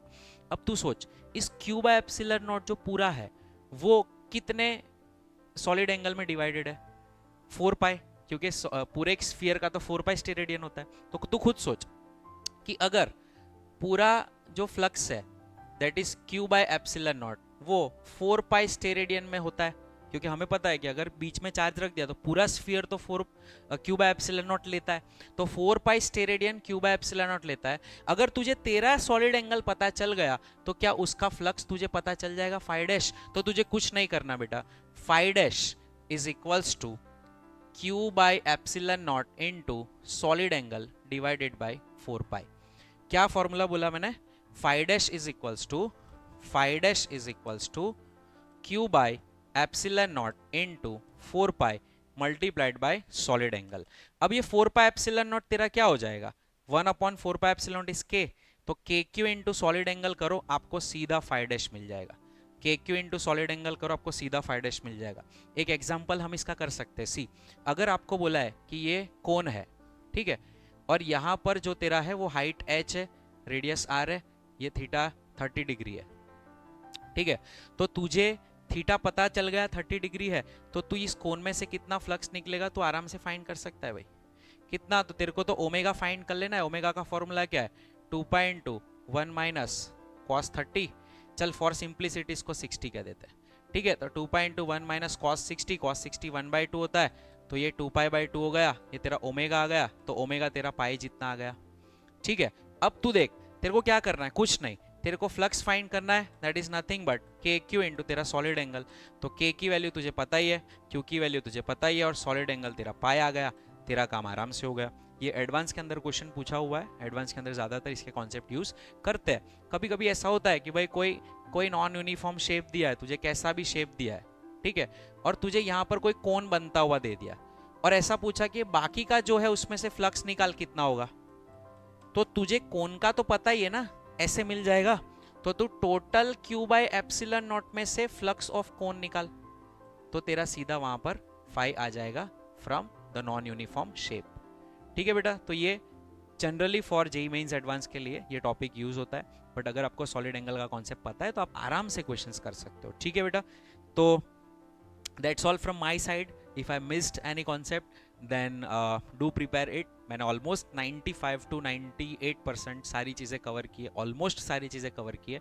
इतना भी आप कर लेते हो, अच्छे से कर लेते हो और ऐसे वन शॉट बोल लेते हो अपने आप, एटलीस्ट बोल लेते हो आधे घंटे में भी, तो भी आपकी प्रिपरेशन अच्छे लेवल पे होगी। I wish you all the best for all the exams coming across, and I promise you to come with all such one shots of every possible chapter I can make. Thank you. Please share with your friends. ज़्यादा से ज़्यादा इस video को share करना अपने friends के साथ। Notes में ऑलरेडी प्रोवाइड कर दूंगा डिस्क्रिप्शन में, ठीक है। और बस लाइक करना वीडियो को और शेयर करते रहना। Thank you.